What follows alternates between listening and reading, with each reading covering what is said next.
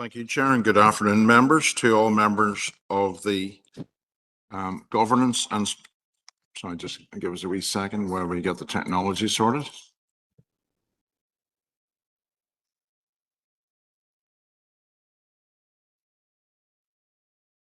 Okay. To all members of the Governance and Strategic Planning Committee, you're hereby summoned to attend the monthly meeting of the Governance and Strategic Planning Committee, which will be a hybrid meeting conducted remotely via WebEx and physically here in the Council Chamber in the Guildhall, Tuesday the 7th of July at 4 o'clock. Starting with the roll call members, Alderman Cook. Online, John. Alderman Hussey. Aye. Alderman McMorris. Online. Councillor Sandra Duffy. Apologies, John. Councillor Farrell. Online, John. Councillor Harkin. Councillor Shaw. Thank you. Councillor Hart. And Shaw. Councillor Heaney. Shaw. Councillor Jackson. Apologies, John. Councillor McDade. John away, John. Councillor McGinley. Shaw. Councillor Mooney. Yes. Councillor Murphy. Councillor Tierney. Thank you, members. Thank you, John. Broadcast statement. I would like to remind everyone physically present at this meeting or in attendance remotely that this meeting will be broadcast live to the internet, will be capable of repeated viewing. This broadcast may be terminated or suspended in accordance with our protocol. Due to your attendance at this meeting, you're consenting to being filmed, to the use of storage of those images for broadcasting or training purposes, and for the purpose of keeping historical records and making those records available to the public. Members and approved speakers are reminded to only have their mics and cameras on while speaking at the meeting and to use the chat facility to highlight a request to speak. A copy of the Council privacy notice may be found on the Council website, www.derrystrabane.com. Members, are there any declarations of interest at this point? If not, they can be taken during the meeting as items arise. That being the case, I propose to move to item 5 on the agenda and extend a very warm welcome to Murray Brown, Chief Executive Officer of Foyle Women's Aid, and the subject is on the Foyle Family Justice Centre Zero Tolerance Campaign. Murray, you're very welcome, and over to you.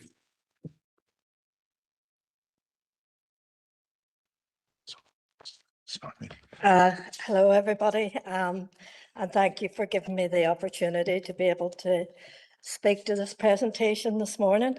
It's regarding a zero tolerance campaign proposal for Derry City and Strabane District Council. Next slide. The Foyle Family Justice Centre is the first of its kind in the UK and Ireland, and it provides coordinated trauma-informed support to all survivors of domestic and sexual abuse. We are the only one here. There are a lot of family justice centres in Europe and across America, but none anywhere else. The reason that we got together, it's a co-located centre where statutory and voluntary agencies or voluntary projects come together working under one roof. It's survivor-centred. Survivors tell their story once. A single access point connects them to every service they need. And the public and private partners assign staff on site or off-site collaborating with a shared purpose. Next slide. The local picture, Derry City and Strabane is one of the most acutely affected districts in Northern Ireland.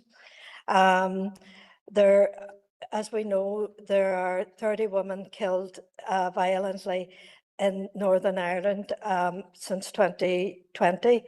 The domestic violence incidents in Derry and Strabane on 2024 to 25 are 2,910.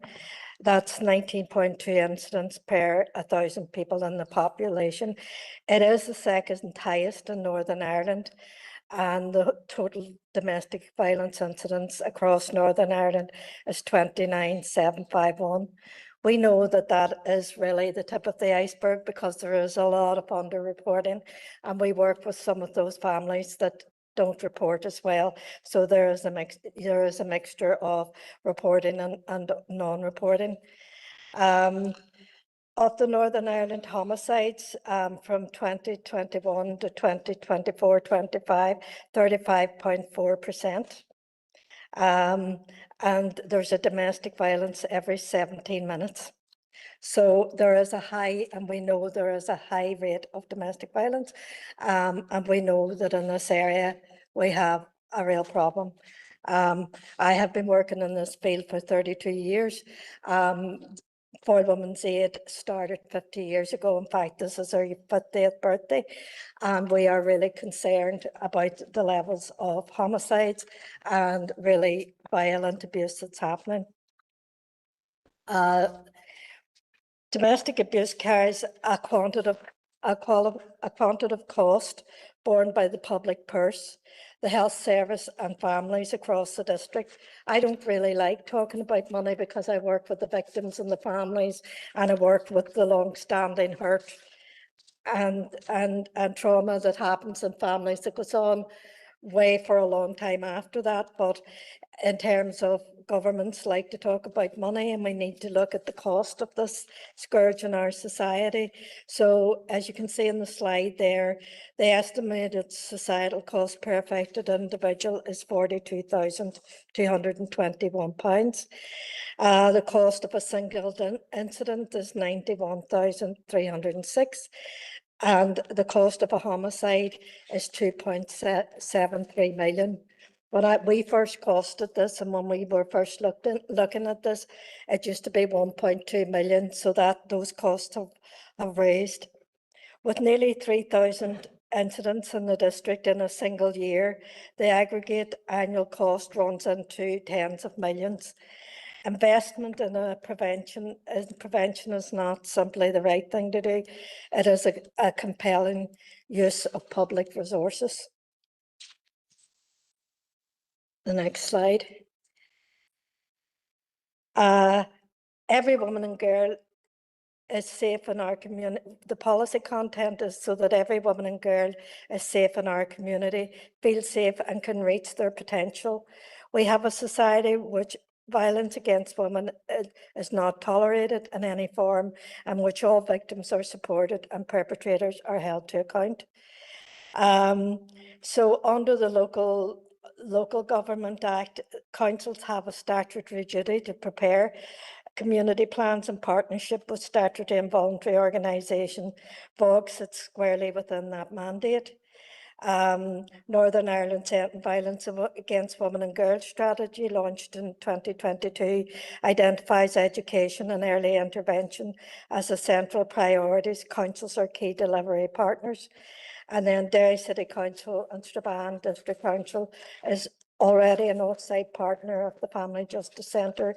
A zero tolerance campaign moves the council from partnership to commitment to visible community leadership. And I think really, in all my experience, this is what we need in order to lead in this town against domestic violence. And I do believe if we do this, others will follow. About zero tolerance, it is a strategy. We are working with the Scottish charity working to end men's violence against women. We're working with their strategic plan and changes to change attitudes and hold abusive men to account. The strategic aims would be campaign leadership, to lead campaigning, and their strategic aim is to lead it in Scotland. Ours would be to lead it in in Derry and Strabane. Institutional change to challenge and support key institutions embedded in violence against women and girls prevention in their work. to advance and share the evidence based on preventing violence against women and girls, and to make zero tolerance a place where feminist leadership can happen as well. The next slide. Our proposal is a three-pronged approach to tackling domestic and sexual abuse and violence against women and girls within Derry, Londonderry and Strabane district. VOG working group, monthly multi-agency group drawn from Council, City Centre Initiative and the Foyle Family Justice Centre to share information, monitor the campaign and manage the tendering process for creative agency selection. The Zero Tolerance Media Campaign, the Council branded 4-phase outdoor campaign, billboards, bus shelters, mail digital screens based on the Scottish Zero Tolerance model, creative agency procured by tender, and then part-time VOG education and campaign coordinator based at the Family Justice Centre to deliver training to councillors, council staff, housing, businesses and the wider community. We are finding that it's very, very hard for those who are actually directly working with victims to actually access the right training or to have the training that's coming directly from the experience of victims and survivors or the actions that they need in order to move forward.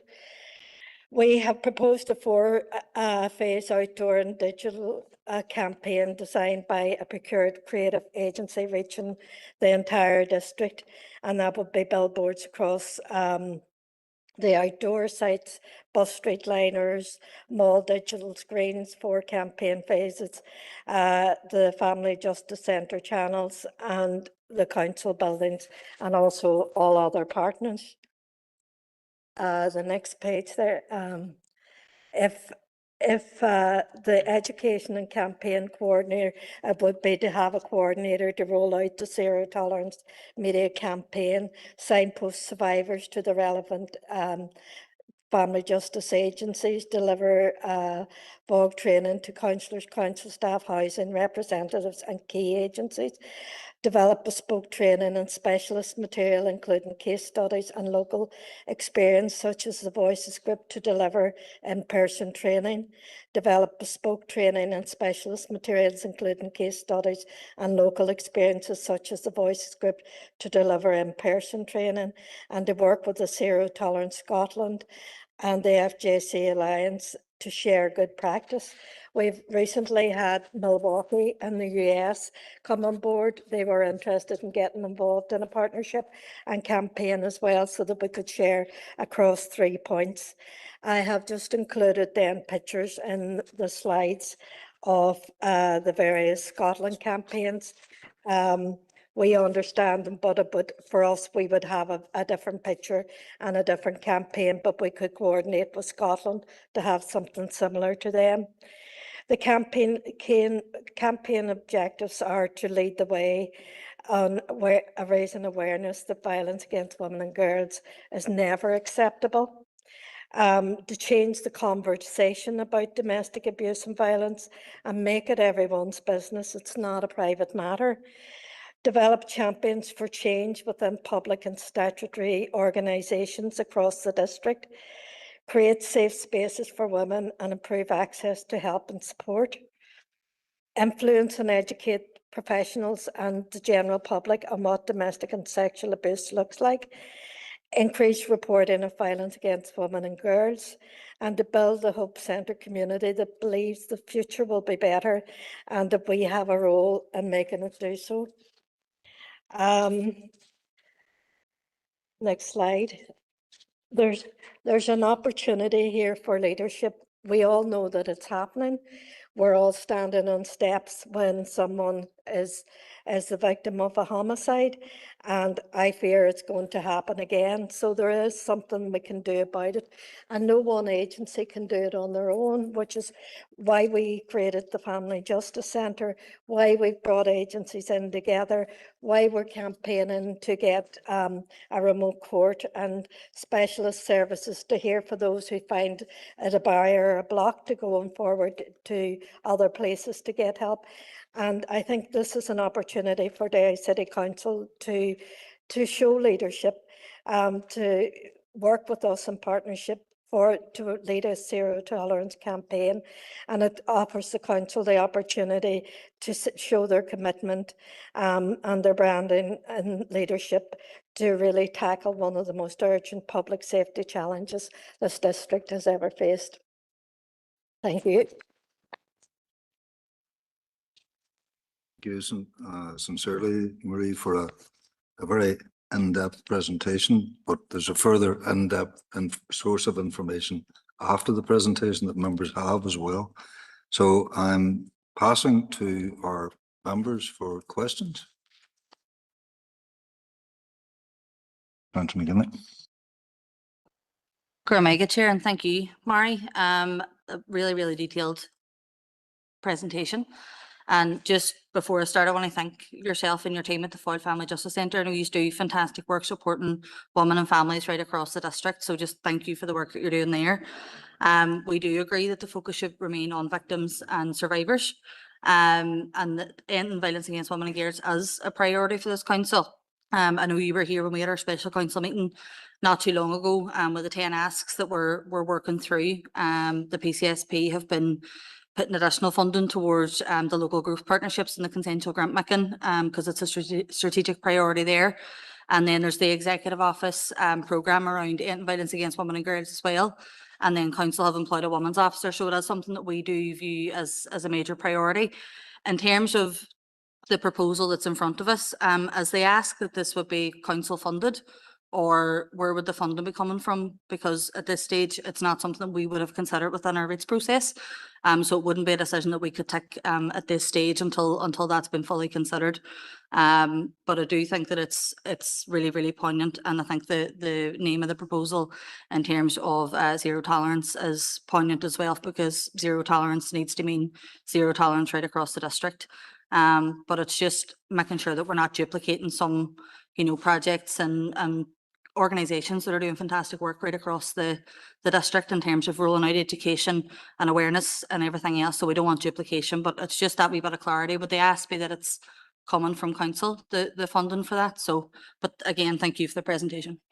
Thank you, Councillor McGinley, and we'll take that question rather than going on to others at the moment, because it is something that was in my own mind. Yes, it would be, and it would be because we know that there's a whole load of different streams of things happening, but it's not joined up, and we're not measuring, and we're not seeing an impact, and we're working directly with, we're seeing, we have 1,800 victims of domestic violence currently on our books.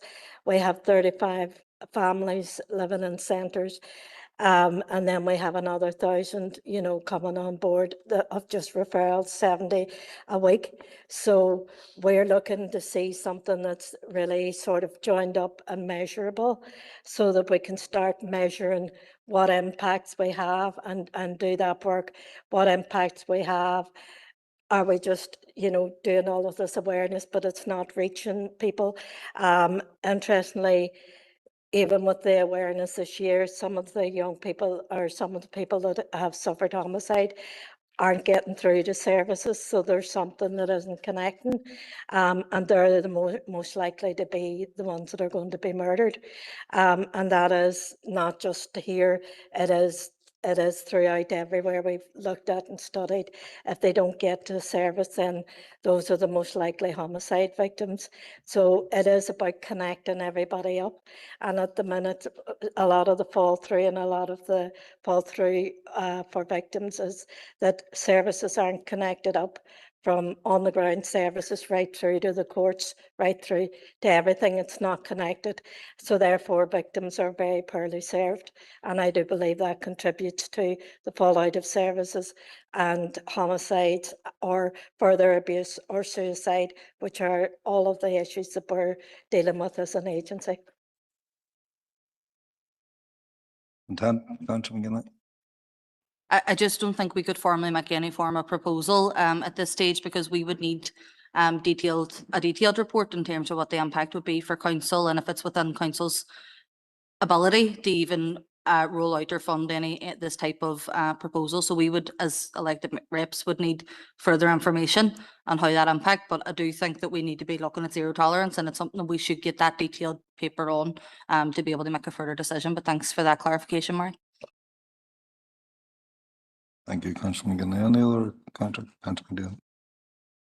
Thank you, Chair, and apologies for being late. I got stuck in traffic and I couldn't get here, but I had read the pack last night anyway. So thanks, Mary, for coming in, and as always for all the brilliant work that Foyle Women's Aid and the Justice Centre is doing. And I know that we've been up with you and seen the good work and the impact that it does have. So just our thanks on behalf of the SDLP, because it doesn't go unnoticed. And I know sometimes it might seem like it does, but it doesn't. And I know that you often talk about that kind of, we do see those stark, horrible statistics of people who die through domestic violence, but then all those unaccounted numbers for people who die by suicide or by other means that are as a result of domestic violence, but that we don't, they're not counted in those numbers. I think it's important to call that, to say that as well.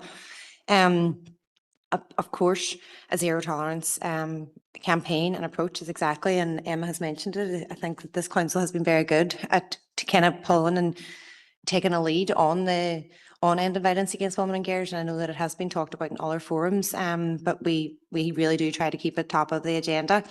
I would agree. I think that probably the proposal is that we get a paperback with the details of the amounts, because I mean, most of it there, obviously being a civic leader and being able to kind of work together, I think we need to be working together, and all agencies should be working together. So, and the South Strabane District Council have always been at the forefront of this, so it makes sense that we would be part of it and we would take a lead on it. So I think that the proposal is probably get a paper, the detail, how we would pay for it and how much exactly it would cost, and then take it back through probably governance again. So that would be me formally proposing that, if you need it written down. But no, thank you so much for coming in. I really appreciate all the work you do. It doesn't go unnoticed, and the many lives and families that you have saved is, I'm sure, is immeasurable at this stage. But thank you very much. I didn't detect a question there, so I'm just moving on to Councillor Harkin. Thank you, Chair, and thank you, Mary, for coming in today. And like others have said, thank you for your work and your advocacy, and thank you to your team as well. And look, the report that you provided and the presentation that you've done today is hard hitting. I mean, I know that there's been a focus on developing a strategy to end violence against women and girls, but the statistics there tell us just about how awful the situation is for so many women and girls. And what that means is that even though this is a priority for council and for government in general and for trade unions and many organisations, there is the challenge can't be understated, and there's and the need to take action can't be understated either. So look, a lot of the proposals that you have in the document, I really endorse in terms of the public campaign, the billboards. I think that's an excellent idea. Anything that raises awareness, anything that helps to make women and girls feel safer. The working group idea, I think, is really good. So there's a lot there that I think council can work with you and other organisations on to facilitate and make happen. And then again, as others have said, we need to look at the proposal as well around funding a job. So, but I think that these, if we want to make it a priority, we have to take these proposals very seriously, because there's no shortage of things that we can do and that we really need to do to address this, because it's such a kind of a society-wide challenge and it needs to be addressed at so many different levels. So, like others, I want to thank you for coming in today, and really want to thank you as well for putting these proposals forward, because I think if we're able to action many of them, it will actually, have a very, very positive impact.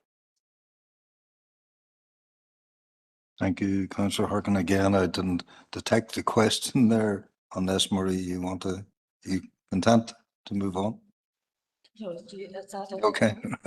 Alderman Cook. Thanks, Chair, for letting me in, and thanks to Mari for coming along today.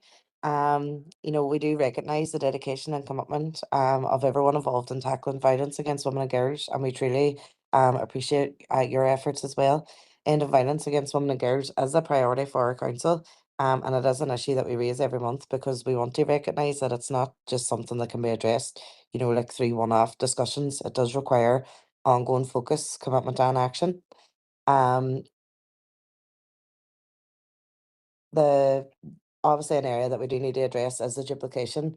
There are many organisations out there doing excellent work, but there is an opportunity to make a more joined up approach and ensuring that the resources are used as effectively as possible and that services complement rather than duplicate one another. As Councillor McGinley has already touched on, we will also need to have further conversations with officers regarding the funding of the work, ensuring that any new approach is properly supported and sustainable. Will be an important part of them discussions. But thanks again for being here today and for the invaluable work that you do. And we look forward to continuing to work together to make a real difference in end of violence against women and girls. Thank you. Thank you, Alderman Cook. Any other member? Marie, I'm hearing from members, they welcome the proposal, but would like a bit more in-depth on it. And I'm gathering that the suggestion is that council officers will engage further and bring a report to council on how we can advance this. I'm mindful myself, I'm looking at, Department for Communities, Department for Health, Department of Justice, what can they bring to the proposal as well? A couple of questions myself, and members will know from my past contributions. I'm looking at this and I'm hearing Derry City and I'm hearing County Londonderry. A considerable part of our council area is County Tyrone, and indeed is rural.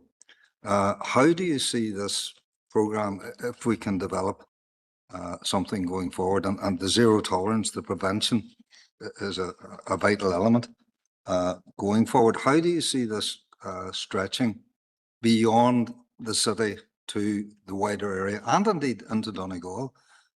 Because of course, I've no doubt that you possibly encounter clients coming from Donegal as well. So. Can I just agree with you? And we work quite a lot in the rural areas. In fact, we're busier out around the Strabane area and those areas and all of those rural areas. So it will be different things for different people, and it will be about talking to people. And we work quite quietly in rural areas, out of church halls, out of, different places and private places to reach victims and survivors, so that we do it quietly and we keep them safe. But and obviously going into Donegal is a key thing as well.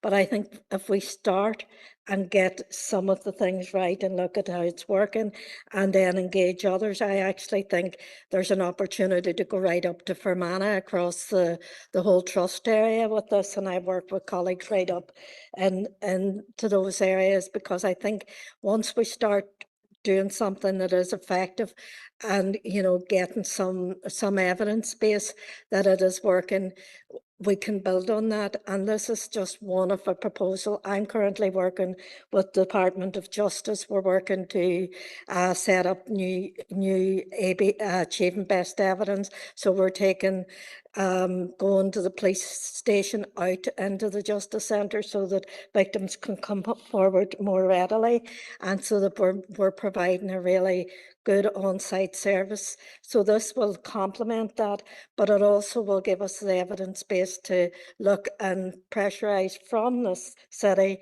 and beyond for other things. I mean, I'm intervening all the time. There was homicide training being offered in Belfast and out as far as Ballymena, and I had to go in and say, sorry, what about the West? So I do campaign for that, because that would have meant social workers and police and key people not getting crucial homicide training. So if we start leading ourselves and start looking at this, I think other councils will come on board, and then other agencies as well, because once we start, we keep the pressure on. The Justice Department have been down with us. They are looking at us. The police, we have had the police down here as well, from regional ends, looking at what we're doing. They're accepting the model of the Justice Centre. So it's something we can build on. And I didn't build that just for one agency or for Women's Aid. It's our centre, it's our Justice Centre, and we should be then looking at how we roll that out to rural areas, because we also work in Limavady, and I work across Greysteel and all those areas as well. So we don't leave them out. We look at how we can reach them, and we bus children in from all of those areas to our Teen Link programs and things in the evening. So we, as far as we're concerned, anyone that comes through our doors will get a service, and it's about us all campaigning and being on the one page to make it happen here in the West, and lead the way in the West, and really, lead the way in terms of women and girls in the West as well. Thank you, Marianne. I think it's fair to say from what you've just said that we're all singing of the same hymn sheet on this. And if members are agreed, then that we're asking officers to further engage and bring a more in-depth report of the implications to council. Are members agreed on that? And are you content, Marie, to engage? Okay, I hear Councillor Donnelly. Thank you, and thanks, Murray. It's just, the community that I would represent and live in, there is barriers for people going to the police, and some of that is like cultural or historical, and then there's up-to-date ones where, police actions against families, and we've had a number of incidents where women were assaulted. And given the death of Katie Simpson and the damning reports coming from that about institutional misogyny, which it is mentioned in your report, there is massive barriers with some women who they just can't get around that. And anybody who uses violence against women or girls deserves to be in prison. But do you recognise that there is a section of the community that have these barriers of engaging, and what do you think might break down some of them barriers? Yes, we are working with women on a daily basis that are, have those barriers.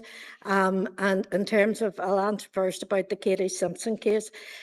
Women's Aid, it actually was me that blew that out of the water when we looked at it, because it was nearly being buried. And I was contacted by a psychologist in England who knew the family and knew the case. So we started to look at it, and then I contacted the police to say we knew the previous victim. So we actually worked with the family and went out in the spotlight program to highlight and make sure that that case didn't get buried, and what happened there didn't get buried. And I have read, we called through the PCSP here for an inquiry, and I worked with the family and advised them to call for an inquiry, because I didn't even feel that the first, after the program was enough. And I'm currently working now, I'm meeting with Jan Mila on that inquiry, so that we make sure that we really challenge and make sure that there's no stone left unturned. And we will do that, because where there are mistakes or things that are happening, we will call them out. We work with women who do not want to go into the police stations for a range of reasons, some of it political and some not. So the whole idea of going into justice and getting them to put it, the reporting rooms in our building where we can oversight it, where we can make sure the victims are safe and feeling safe, and where it's their choice about what they do, because nobody, they will choose if they use that service or not. The other big issue for a lot of victims to go forward is that court is a big issue, and it was for the Simpsons, and it will be for other victims. So we are challenging that, and we want to get a remote court and special evidence so that if somebody decides to go down that route, that they have a lot of protection around them. I do understand not everybody wants to choose the same line. It should be choice, but at the minute with the way police stations are set up, that's not a great choice for a lot of victims going in for a range of reasons. They're seen going off the Strand Road. They don't want to be seen. They want confidentiality. So, and even the follow-up, we can ensure that it's better. I did take part in the Langdale report as well and gave a lot of evidence in there about the changes that need to happen in policing. But what I will say to you is they need to happen in health. They need to happen in social services. They need to happen in our judiciary. So there's quite a few areas that aren't working. In fact, most of them for victims aren't working. So we need to, have a wider lens and be challenging all of it, because we're hearing the stories every day and we're trying to keep victims in the systems and trying to help to get them justice and protection. And that's very difficult when the systems aren't working. So we have to keep a wider lens. We have challenged and we'll always challenge where we think, and we did lead the Katie Simpson work, and we will do it again if it happens again. But we also need to support victims as well who want to make the choice to go to court and want to have their justice as well. So it has to be for everybody, and they all have to have choices. Thank you for your contribution, and indeed thanks for the work that Foyle Women's Aid are doing in our community. And I think on behalf of us all, I'm saying that we look forward to further work with yourselves to address what is a curse in our society and a shame in our society. So thank you very much indeed for your attendance. Thank you.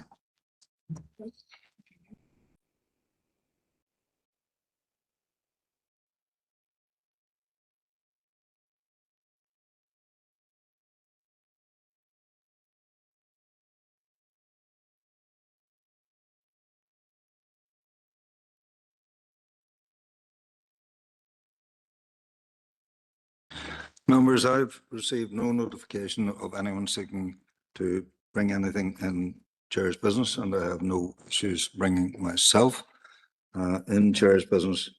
Before we move on, well, perhaps this is an item. If there arise any notices of motions that arise from our conversations that are not already notified, could you please ensure that they are notified to the clerk of the meeting to ensure that the motion is properly recorded as it is meant to be recorded, and also to ensure that it is a valid motion going forward within the terms of reference of this committee. That being the case, I'm moving to item 7, matters arising from our last meeting in June. Has any member any matter that they wish to bring arising from those particular minutes?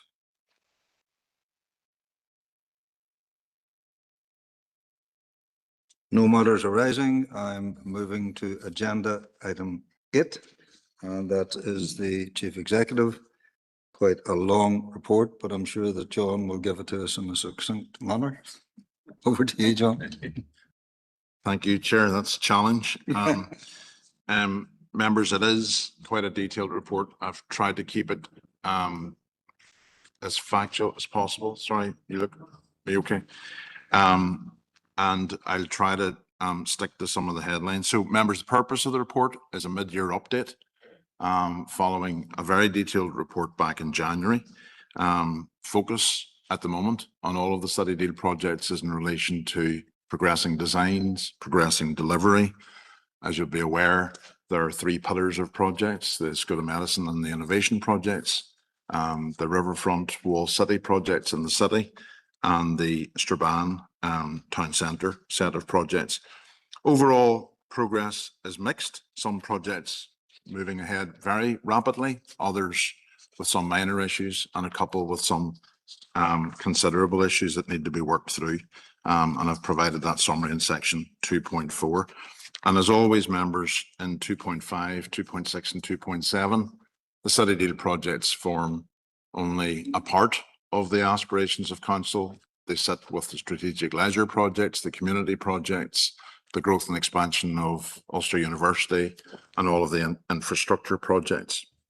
So if you move to section 3.1, School of Medicine, Innovation and Health Projects, back in January, it was advised that although the outline business case for the School of Medicine had been approved, Ulster University had paused the process to appoint the integrated consultant team. That's the architects and the engineers and the QSs to design the new building.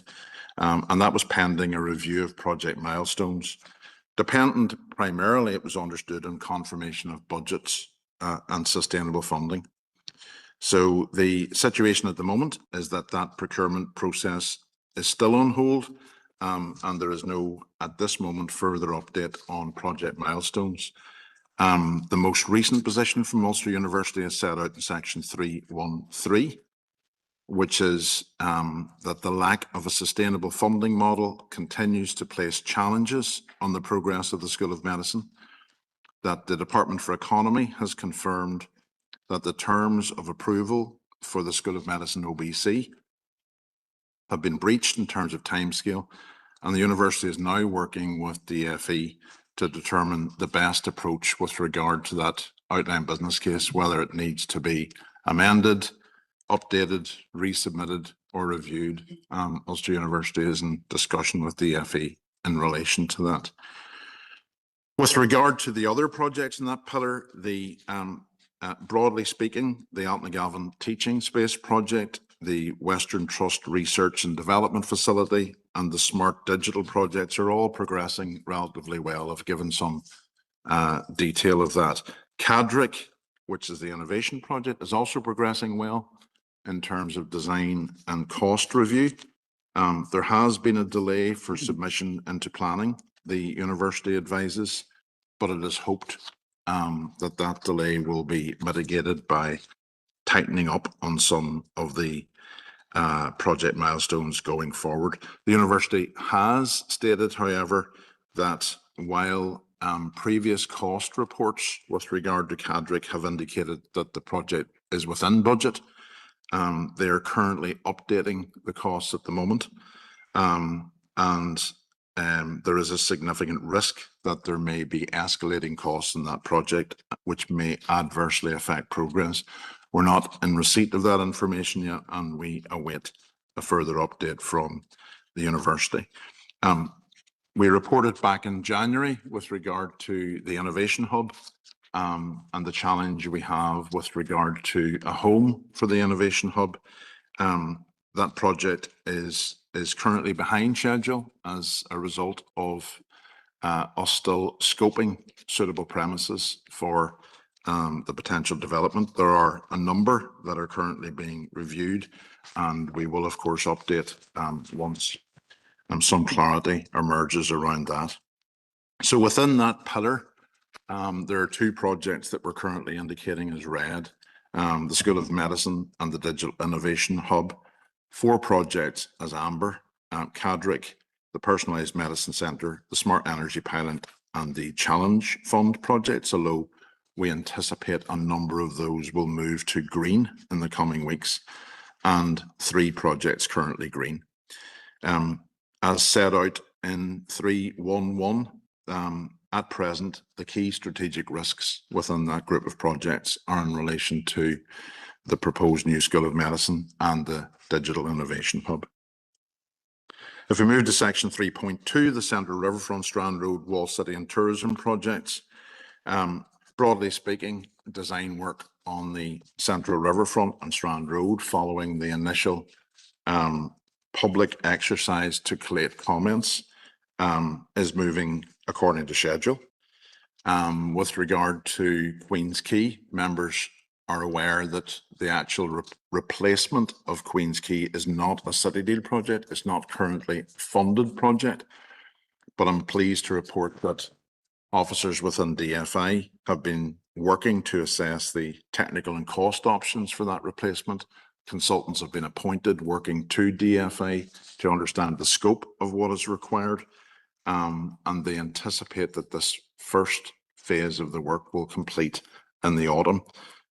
It's obviously vitally important, members, that DFI continue that work, that it subsequently seeks to secure a budget for this very high priority project, and that the project of taking forward the design and replacement of Queen's Quay is in tandem with the rest of the Central Riverfront project. The Wall City Lighting project progress is currently against anticipated timeframes. And with regard to that suite of projects, the remaining project, which is the Village 2 project, the opening up, the proposed opening up through the existing Tower Museum into the craft village. While at this stage we can't say definitively, it's looking increasingly unlikely that that will be a viable project. There's still some more work to scope that. But in anticipation of that, members, it is suggested and recommended, should that be the case, that the money allocated to that project stays within the Wall City and is redirected to the Wall City Public Realm and Lighting project. You might recall that the business case for that project encompassed a wider area of the Wall City than was initially affordable. And it won't be an issue to utilise that existing business case to broaden the scope of that project, should the Village 2 project as initially envisaged not be viable. The DNA project, members, you'll know, is on site, progressing well on site. It is currently within budget. However, there are a number of challenges with regard to the cost of steelwork, delays in sourcing steelwork, which are causing the optimism bias, causing a stress on the level of contingency, as it used to be called, or now called optimism bias within the contract. There's a recommendation therefore today for you as members to consider augmenting, underwriting that optimism bias to ensure that we have sufficient contingency to complete the project. Overall, within the Central Riverfront, we have no projects red, I'm pleased to advise, 2 projects amber and 2 projects green. And again, with actions within the next number of weeks, we would anticipate that at least one of those amber projects will be green. With regard, however, to the uncertainty with regard to the School of Medicine that I've just outlined, the issues associated with the outlined business case, and the knock-on implications that it has for the design of the Central Riverfront project, it is proposed that we engage with DFI. In fact, we currently are engaging with DFI with regard to the timing of the next stage of that part of the project, to proceed to public consultation. And we wish to review with DFI what the appropriate timeframe for that would be, given that uncertainty. And we're working with DFI at the moment to consider and scope that. Members, Strabane Town Centre projects are particularly complex. Each project in itself is a considerable project, but the 5 projects together are very complex. However, I'm pleased to advise that there has been very significant progress with each of the projects within Strabane Town Centre, and of the 5 projects, all 5 are currently green in terms of progress, actual progress against anticipated progress at this time.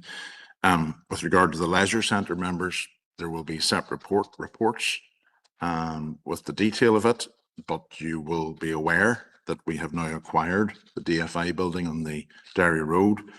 We've put out the demolition contract and the demolition has been completed. The Northwest Regional College design is underway.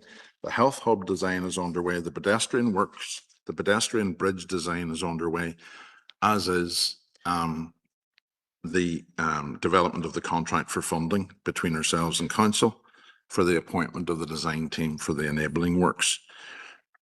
The big challenge in Strabane Town Centre, members, are the challenges associated with the utilities, the existing utilities within the town centre to provide for that scale of investment: wastewater, water, existing roads, existing junctions, electricity, car parking, those issues.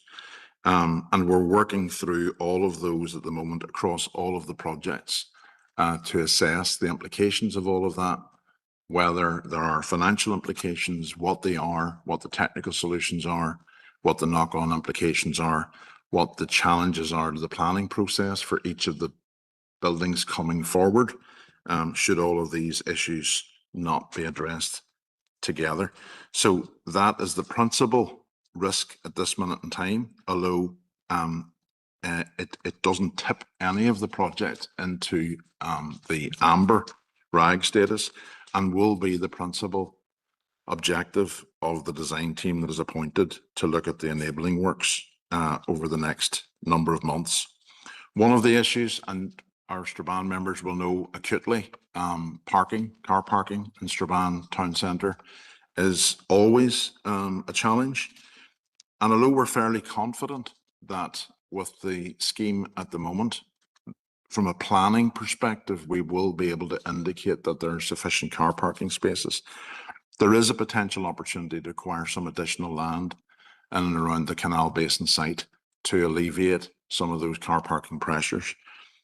We are scoping some of that land at the moment and engaging with LPS, and we're seeking approval today in principle, members, to allocate a further £2 to £2.5 million to that £103 million project to acquire additional land should we be able to complete negotiations on it.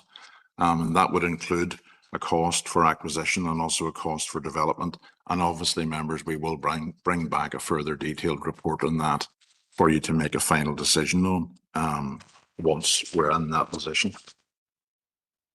So, members, as I said, all projects in Strabane are currently green. The key current risk is the utilities, and we are working through that. Remember, Section 4 sets out the equality, rural needs, climate change, data protection issues. Section 4.4 onwards set out the financial issues, most of which I've highlighted, but I was going to ask Alfie if he wanted to highlight anything in particular in Section 4.4 to 4.8, Alfie, of the report. Thank you, John.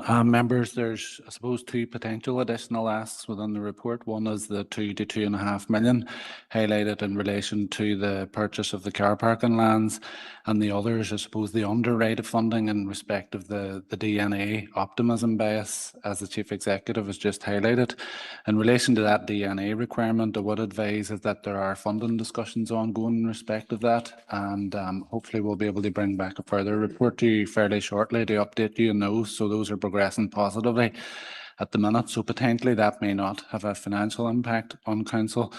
Obviously the 2 to 2.5 million is an additional ask over and above the monies that we've already approved for our strategic leisure projects.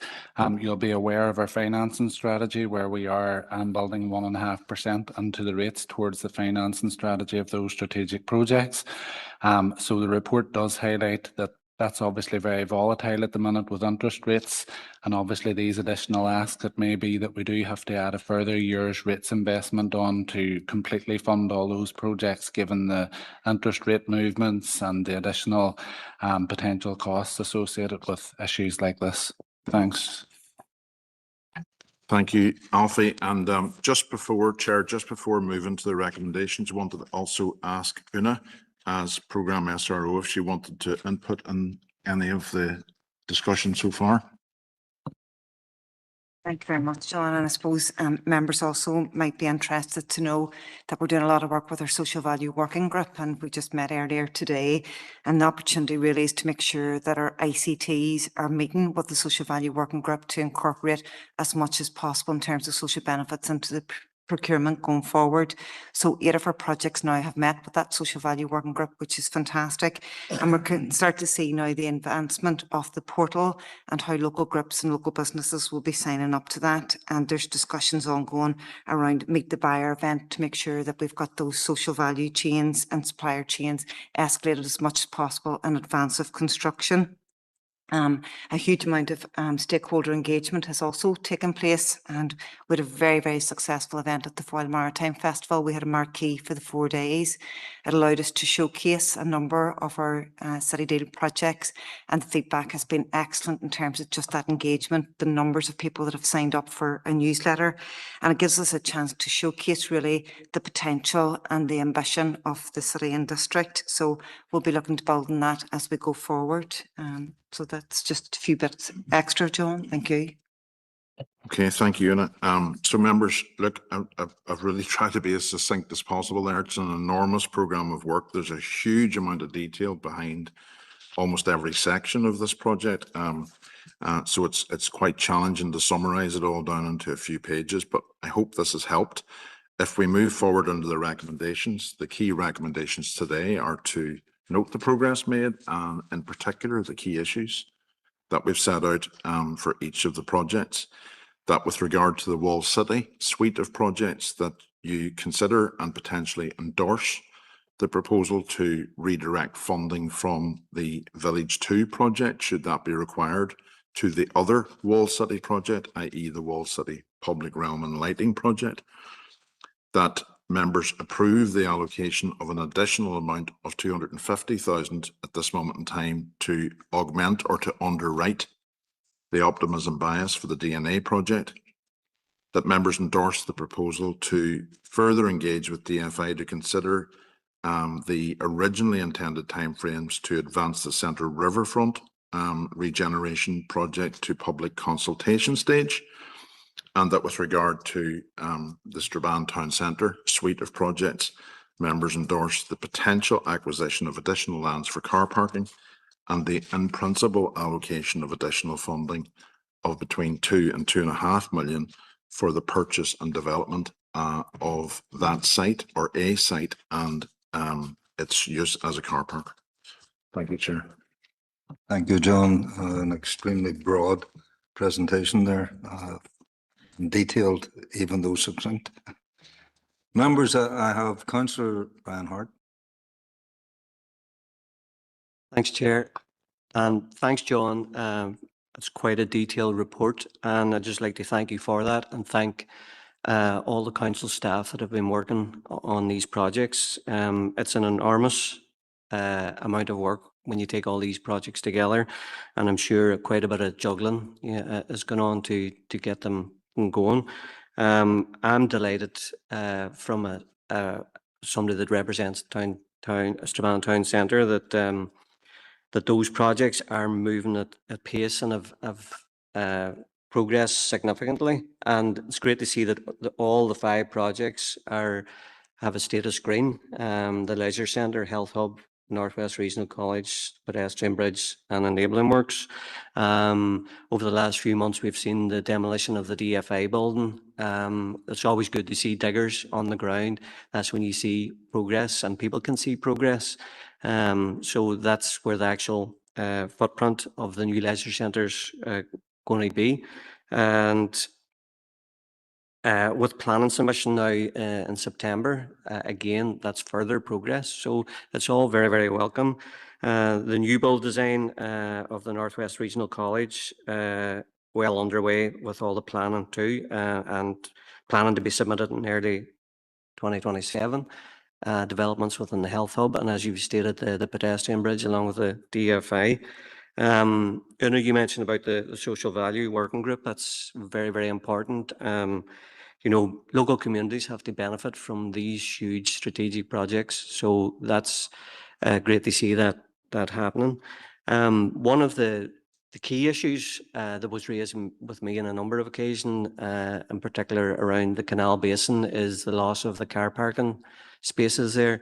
So to see that council have taken that on board and are considering potential acquisitions with the cost of between 2 and 2.5 million, I think will be broadly welcomed by the business community in Strabane, the workers that use those car parks currently, and people that are coming into the town to shop. So I think it's the Canal Basin has a huge potential, and it's great to see that that's moving at pace, as you say. So thanks again, and I am happy to propose the recommendations there. Thank you.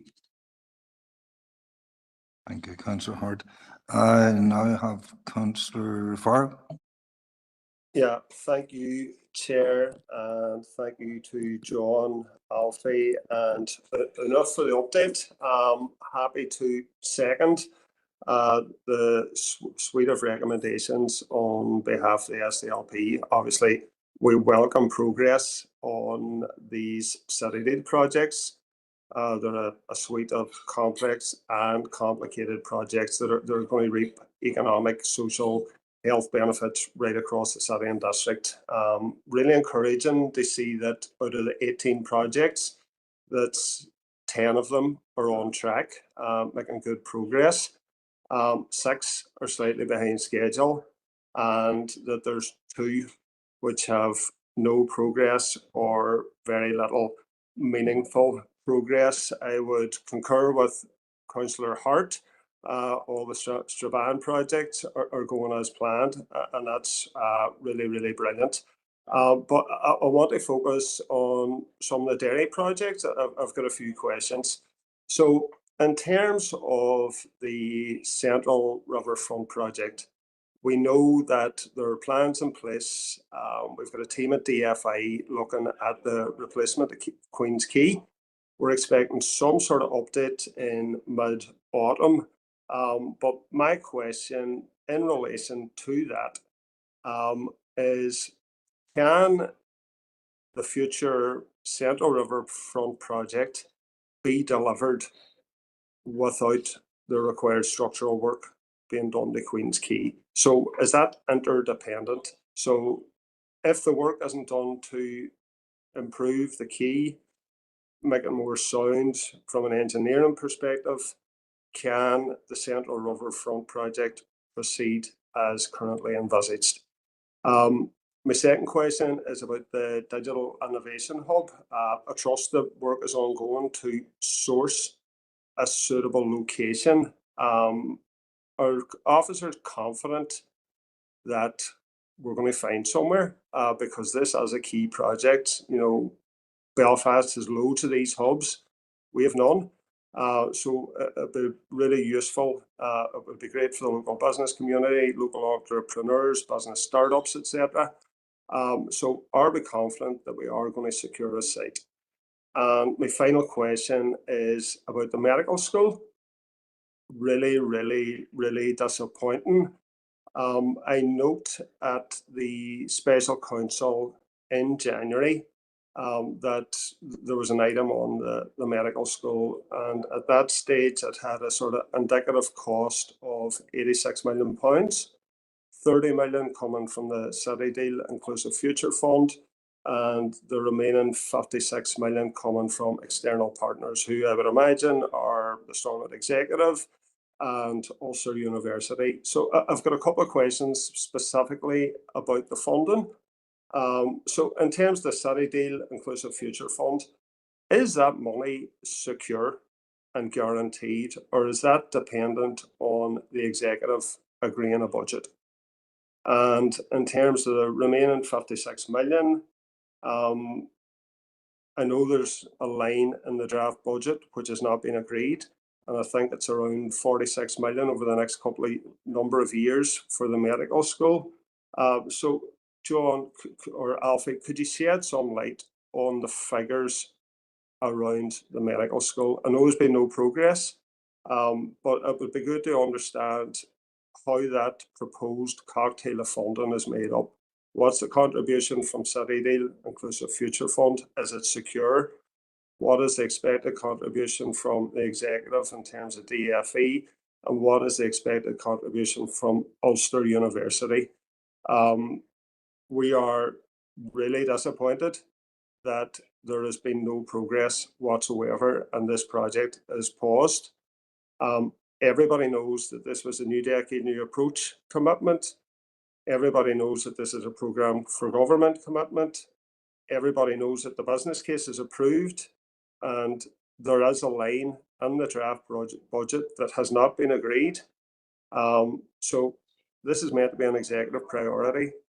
We've been promised this for years and years and years, and there is no progress whatsoever. So it is really, really, really disappointing. I know that Paul Bartholomew from Ulster University is going to present to us in the next week or so. I would expect them to field questions on this issue specifically, but we need a resolution to this. You know, there have been various commitments, but those commitments have not been matched with a financial commitment. You know, there's no budget that we can see that has actually been agreed to allow this project to progress. Our view is it has to be delivered. We have been promised this, and we expect it to happen. I would suggest that we write to Ulster University and the Department for the Economy to reinforce the importance of this project. It needs to happen. There have been various commitments, but where's the money? It's not going to happen without the money. So those are my Councillor questions. Farrell, In terms of here, Councillor Farrell, I'm keen to move to allow somebody to answer the actual questions. well, thank you, Alderman Hussey. That's me, obviously. Appreciate that, and I'm handing to relevant officer. Thank you. I appreciate the comments from both councillors to date in terms of the highlighting the positives of the report, and obviously dealing with the concerns in the report. 3 questions from Councillor Farrell. The Central Riverfront, can the Central Riverfront project be delivered without the Queen's Quay project? I think is paraphrasing your question, Councillor Farrell. Ideally, it wouldn't, but yes, it can.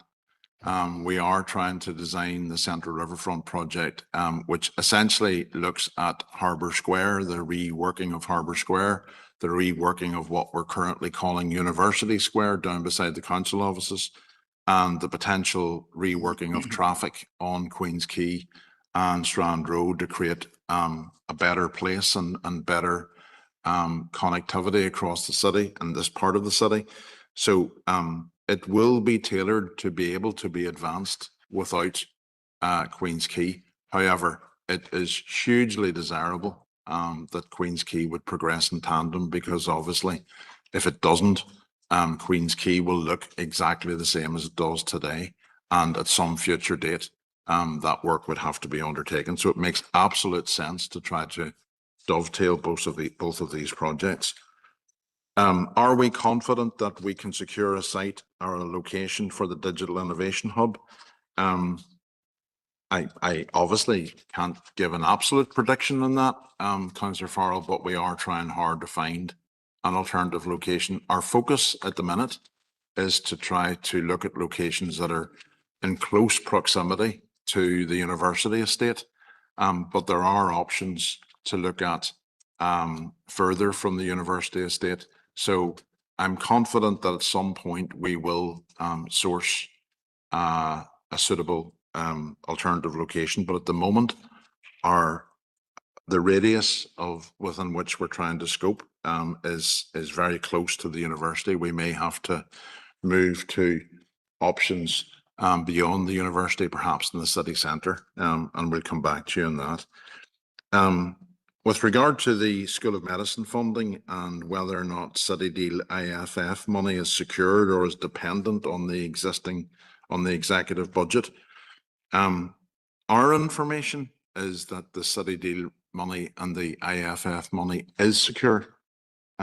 We do not see any linkage between the current executive budget and the previously agreed City Deal IFF monies. We're certainly, I'm looking to check with Alfie and Una that you concur, but we're certainly not in receipt of any information that would suggest there's a problem with City Deal or IFF money at this stage, nor do we anticipate receiving any information that there's any problem with City Deal or IFF monies.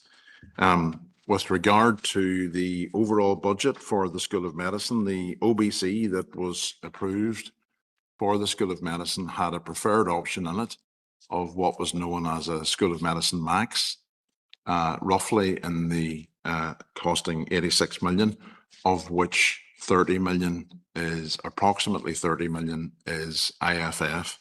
And obviously that is the key focus of the conversations now between Ulster University and DFE. The funding of that, the requirement to amend the OBC, and indeed the requirement to consider the need for the School of Medicine going forward.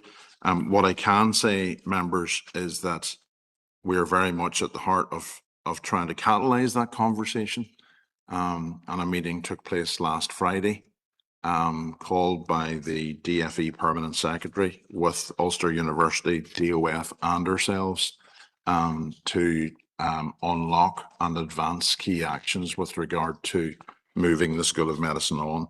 And hopefully something more positive will be able to be reported around that in the coming weeks. So I hope that answers the three questions asked, Chair, from Councillor Farrell, unless one of my colleagues has anything further. No. Okay. Councillor Hart, Councillor Farrell, any query comeback on that? No, thank you, Chair. I've said thank you in the chat box to John. I appreciate it. Thank you, Councillor Farrell. Councillor Hart.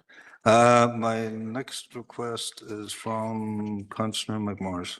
Sorry, Alderman McMorris. Thank you for letting me in, Chair. And John, thank you for the comprehensive report. I'm sure your head is kind of really busy keeping on track of all of these projects, and a lot of really good projects at that. I just wanted to ask a question in regards to the Strabane car park. I know at a previous meeting we had discussed about the LPS valuation, and sometimes the vendors are of the opinion that it's worth more than that. Is the money that you put down to the 2.5 million, is that just indicative based on the LPS valuation, or has the vendor agreed to that? Or just to clarify if this potential to the 2.5 million could escalate if the vendors were looking for more money on that. I just wanted to make a comment too on the social value. I think social value is something that's really, really important, and it really does benefit the local community. And I know when I had said that there was a working group today in regards to that, so I'd be really interested to hear the outcome of that and what kind of policies that we're putting in place in regards to social value going forward. And just another question. It's just a bit of a thing that came out. But I know Strabane at currently their main car park is free of charge. So the car park is deemed to be replacing that car park. Is that still going to be free of charge, or is there going to be a cost like there is in the car parks within the city? But other than that, look, I just wanted to say, the car park is vital. Do you know what I mean? It's vital for businesses and also very vital for the customer experience that's coming into Strabane, which is the whole motivation for this, upgrades and everything else is to bring business and prosperity to Strabane. But that's it. But thank you so much for the comprehensive report, John. I look forward to hearing more about it. Thank you, Alderman Take McMorris. these questions prior to Councillor Harkin. Not yet, but yourself, John. I'll bring Una in as well on a couple of these, if that's okay, Una. I suppose broadly, Alder McMorris in relation to the Strabane car park, we haven't yet agreed any sum of money with any potential vendor for land.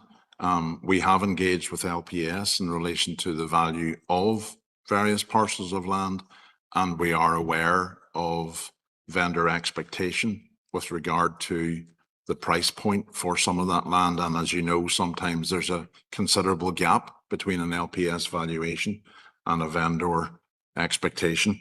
And we're guided by LPS with regard to that. So the success or otherwise of this will not just be the suitability of the site, but the potential to strike a transaction at a sum of money that LPS is comfortable with and the vendor is also comfortable with, and we're some way away from that at this minute in time. The focus at the minute, Alder McMorris, is to ensure that we have sufficient car parking spaces, and then obviously as the design progresses, and indeed as the town progresses, we do need to have some consideration with regard to the policy around the pricing of car parks generally, and potentially in Strabane as well, because obviously what we don't want is for people to be parking in car parks in the centre of town all day.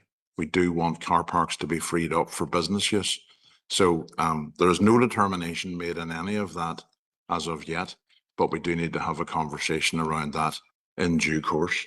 And with regard to social value, Una has mentioned it, has brought a previous paper and is working with the working group to take that forward. So, Una, do you want to comment further on that?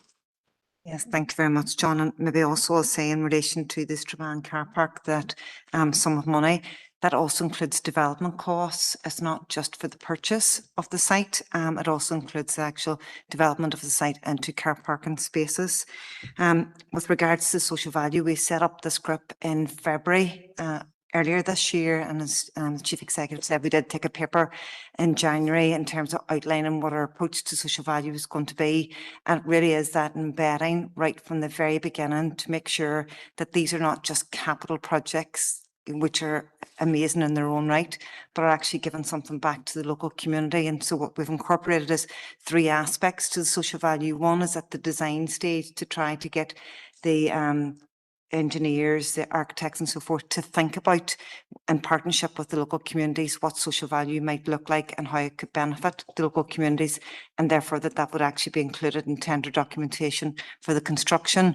Once the construction's up and running, it's actually seeing how those communities can actually benefit from it. And then the third aspect is that once the projects are fully operational, how do we continue with the social benefits beyond that? And so the engagement really has been through the local growth partnerships and local communities to actually identify what they consider to be priorities, and working with Enterprise Northwest around the development of the community wealth building hub and the work that they're doing. And a lot of that's really ties into what council's motions have been in terms of making sure that there's a sustainable procurement policy and making sure that we embed all of that. So I'm very happy again maybe to take back a further update in terms of some of the emerging priorities that are coming forward, and in terms of some of the work that the communities are identifying that they'd like to see incorporated within the projects. Thank you, Una. Alderman McMorris, content?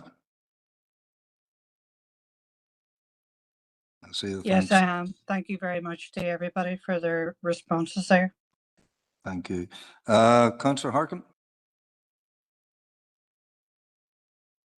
Thank you for letting me in, Chair, and thank you to John and Una for the report, which is comprehensive, and all the progress is noted and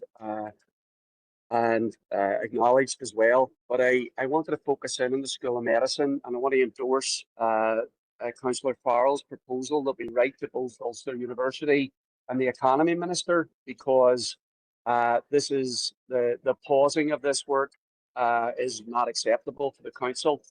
And I think that, as Rory said, it is a programme for government agreement, and I think we have to be on the front foot ensuring that this is completed and finished. it raises a number of issues.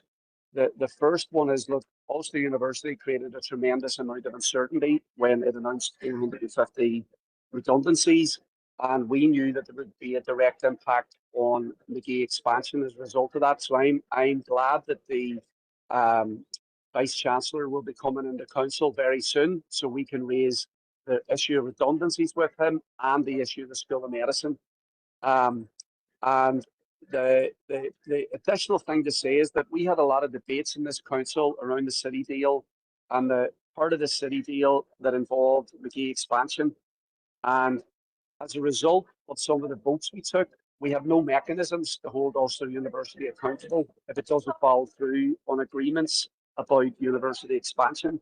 And that's a problem when we see that the Department for Economy considers Ulster University to be in breach of an agreement to develop the School of Medicine.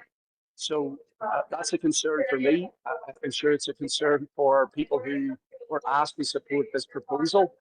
And that's why I think it's important that we write those letters raising our concerns to both the university and the relevant departments, because there can't be uncertainty around the future of the School of Medicine because it's so central and pivotal to McGee expansion.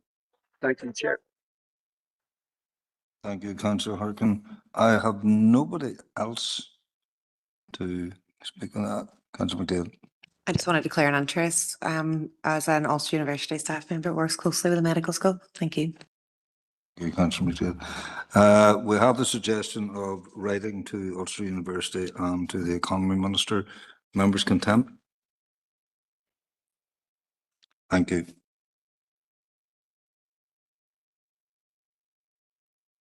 Ready to move to agenda item 10, Occupational Health Services. Oh.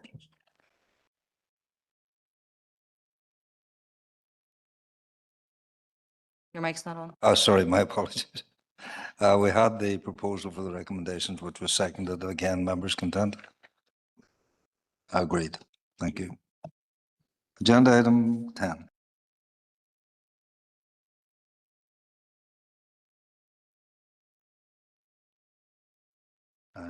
Sorry, my apologies. Agenda item 9, and I'm aware that members will have received communication from one of the stakeholders in this. I don't know if officers received that as well, but I'm aware of that communication that would have come. So moving on to Barry. Thank you, Chair. Members, this is to update you on several projects planned by Derry City Football Club at Council Lands, including Templemore Sports Complex and the Ryan McBride Brandywell Stadium, and request members' approval for continued collaborative discussions and consultation with key stakeholders in relation to these proposals. Members, will just go over the number of projects you'll see within section 2 and 3. The first one up, the disposal of Brandywell Stadium. A request has been made by Derry City Football Club regarding the potential sale of the stadium. The proposal would involve the potential sale of the overall Brandywell facility to include the Ryan McBride Brandywell Stadium, showgrounds and street car park, and the Greyhound track pitch and associated buildings. Second project, Templemore Lands. Members, following your approval, a procurement exercise was undertaken to dispose of an area of land at Templemore Sports Complex. A tender process to dispose of the said lands closed at the end of April this year. A committee report relating to this procurement exercise is included for consideration in the confidential section of the meeting, and Philip will be presenting that later. South End stand seating. A proportion of the seating at the stadium requires to be replaced. Members, in May last year, an independent condition survey was commissioned on the fixed seating within the stand. The report confirmed that seats are beyond the expected design life and recommended a replacement strategy based on prioritising each block. Further inspections have taken place by Council's property team and building control in May this year, noting a large number of seats are likely to require replacement within this and into the next calendar year. Change in places facility. As part of the development of the North Stand in 2025, Council's Building Control Department stipulated the requirement for a facility within the ground. This requirement was based on the premise that when the Mark Farren stand is extended, the new extension will incorporate a change in places facility too, and this way supporters on both sides of the pitch will be catered for. Floodlighting, the club have submitted a proposal to officers in recent weeks to install upgraded floodlighting at the stadium with a new LED system. Also within recent weeks, there's been conversations with the club that they would like to install an electronic scoreboard, also at the club's expense. And just for information, members, you'll see a section there around the outstanding works at the north stand and the pitch replacement. The handover of the north stand has not yet occurred. Council are not in receipt of the relevant certification from the club's contractor for various elements of these works, and a small number of outstanding snags and defects are still to be rectified by the contractor and reviewed and approved by the club's design team. And members, you'll be aware that the hybrid pitch construction replacement is complete, and the pitch has been playable now for a number of weeks. So members, with regards to the disposal of the stadium, following the club's request to purchase the Brandywell, council will be obliged to dispose of this asset at market value as assessed by LPS. The provisions of the Londonderry Corporation Act restrict council agreeing a lease or licence for the stadium for a period in excess of 1 year. However, this does not preclude an outright sale of the freehold title. Amending or repealing provisions under the LCA in 1918 will require the intervention of the Northern Ireland Assembly and would take likely several years. As a result, the club has requested the council to consider a purchase of the entire site. With regards to the Templemore lands, members, subject to your consideration of the tender procurement exercise and the appointment of a development partner, plans will need to progress collaboratively with the council and other external agencies. For information, members, again around Templemore lands, council input will be required to assist the appointed development partner during the planning and construction phases in relation to way leaves with NIE, acquisition of lands from DFC and traffic management planning. In relation to NIE pylon investigation works on the site, there is a need to consider the feasibility of undergrounding this supply. NIE has indicatively advised of an £80,000 fee for undertaking such an assessment, and the tactical feasibility of burying the current overhead cables, and to estimate the cost of undertaking the work if deemed feasible. This fee is to be met on a shared 50-50 basis between council and the development partner. So members, with regards to the recommendation, there's 9 here. So the first one, that members approve in principle the potential sale of the Brandywell Stadium in accordance with council's asset acquisition and disposal policy. In recognition of the above, that members endorse further stakeholder engagement around this proposal with key stakeholders to be undertaken by council and Derry City Football Club. That members note the outcome of the procurement exercise and the proposal to appoint a development partner for the lands at Templemore. That members agree to approve the shared funding arrangement in respect of the pylon investigation work with an anticipated £40,000 contribution from council. That members approve a replacement seating programme within the stadium at a cost of £156,000.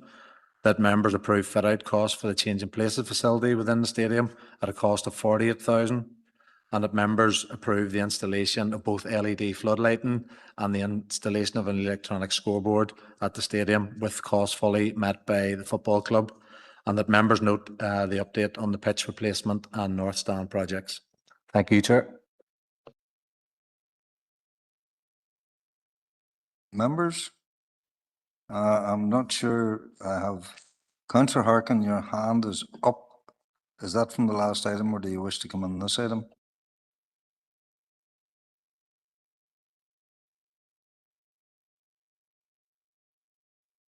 Hand is now down. Any member?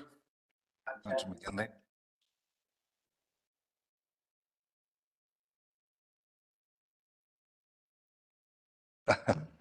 Apologies, Councillor McKinley. The hand is up again. So, Councillor Harkin, the hand was up earlier. Thank you. Thanks, Chair. Look, that was from the previous discussion, so it's now up. But if Councillor McGinley wants to go first, I think she had her hand up for this section before me. I'll rule on that, Councillor McGinley. Mega Chair, and thanks, Sean. Thank you, Barry, for the report. It is very detailed, and as Alderman Hussey alluded to there at the beginning, we did all receive correspondence over the weekend in relation to stakeholder engagement that would indicate that there hasn't been extensive stakeholder engagement at this stage, which is something we think is a priority whenever we're making these types of decisions. Obviously, this is something that has been something we've been discussing for quite some time in terms of the Brandywell, particularly since the stadium fund and everything that happened there. So I would be content to support the recommendations, but with the caveat that there is urgent stakeholder engagement with those that use the facility in that area. I think it's really, really important that engagement happens, and it happens as soon as is practicable. So if I can just make that recommendation, please, Chair. Thank you, Councillor McGinley. Am I reading that 5.2 should be undertaken before 5.1? Is that basically what we're saying? Yes and no, because I don't know if 5.2 can be in front, because if we don't agree in principle, then there's no need for engagement because nothing changes. So if whatever way you want to read it, but I think that engagement needs to happen urgently. Thank you for that clarification. Councillor Harkin, you want to come in, and then that'll be followed by Alderman McMorris. Councillor Harkin. Thank you, Chair, and thanks, Barry. And look, Barry, there is a lot in this report that we are being asked to recommend. And I suppose, look, I'm a Derry City fan. There is 2 season tickets in my household, which maybe creates a conflict of interest. But if that's the case, it's one I'm proud of. So I very much want the best for the club, and Derry City deserve to have their own stadium, as they deserve to have the best possible playing surface and the best floodlights that are available. But I do have a number of questions and concerns about the proposals we're being asked to endorse. I have to say, look, I'm a bit concerned that we haven't actually been engaging with some of the stakeholders. The content of the letter that we received was concerning. And one of the things I think we did very well as a council and council officers led in this was that when we were proposing to support the transition from a astroturf pitch to a hybrid grass pitch, we went out and engaged with anybody that would be impacted. And I think we did that systematically, and it meant that there was people were accommodated. And I think we have to do the exact same when it comes to the Brandywell Stadium. So if we haven't done that, I would find it very difficult to endorse this today. And so that's one. And then there's the issue of the showgrounds itself, because in some of our discussions, we've actually talked about the Brandywell Stadium being an entity unto itself, and that the showgrounds is separate. And we've also had proposals from Derry City, Derry and District Youth, or Derry and District Football about the development of the showgrounds pitch in and of itself. So in terms of us agreeing in principle the sale of the full Brandywell, I think that without further consultation with some of the people and organisations that would be impacted, we've actually come to the council with proposals for some of those spaces. I think that is would be a difficult one for us to do.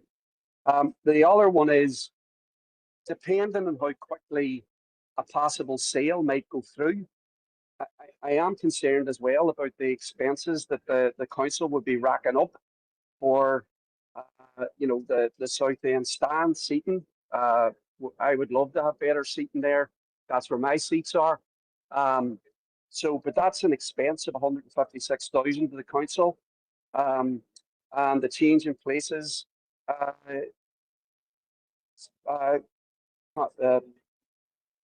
payment from the council would be 48,000.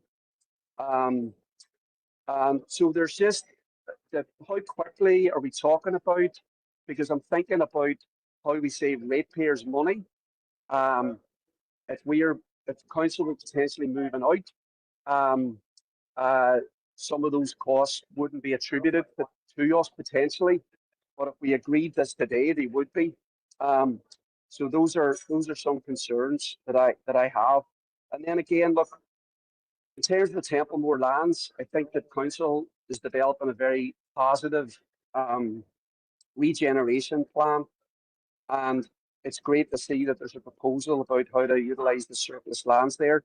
But there's also another cost to council of £40,000.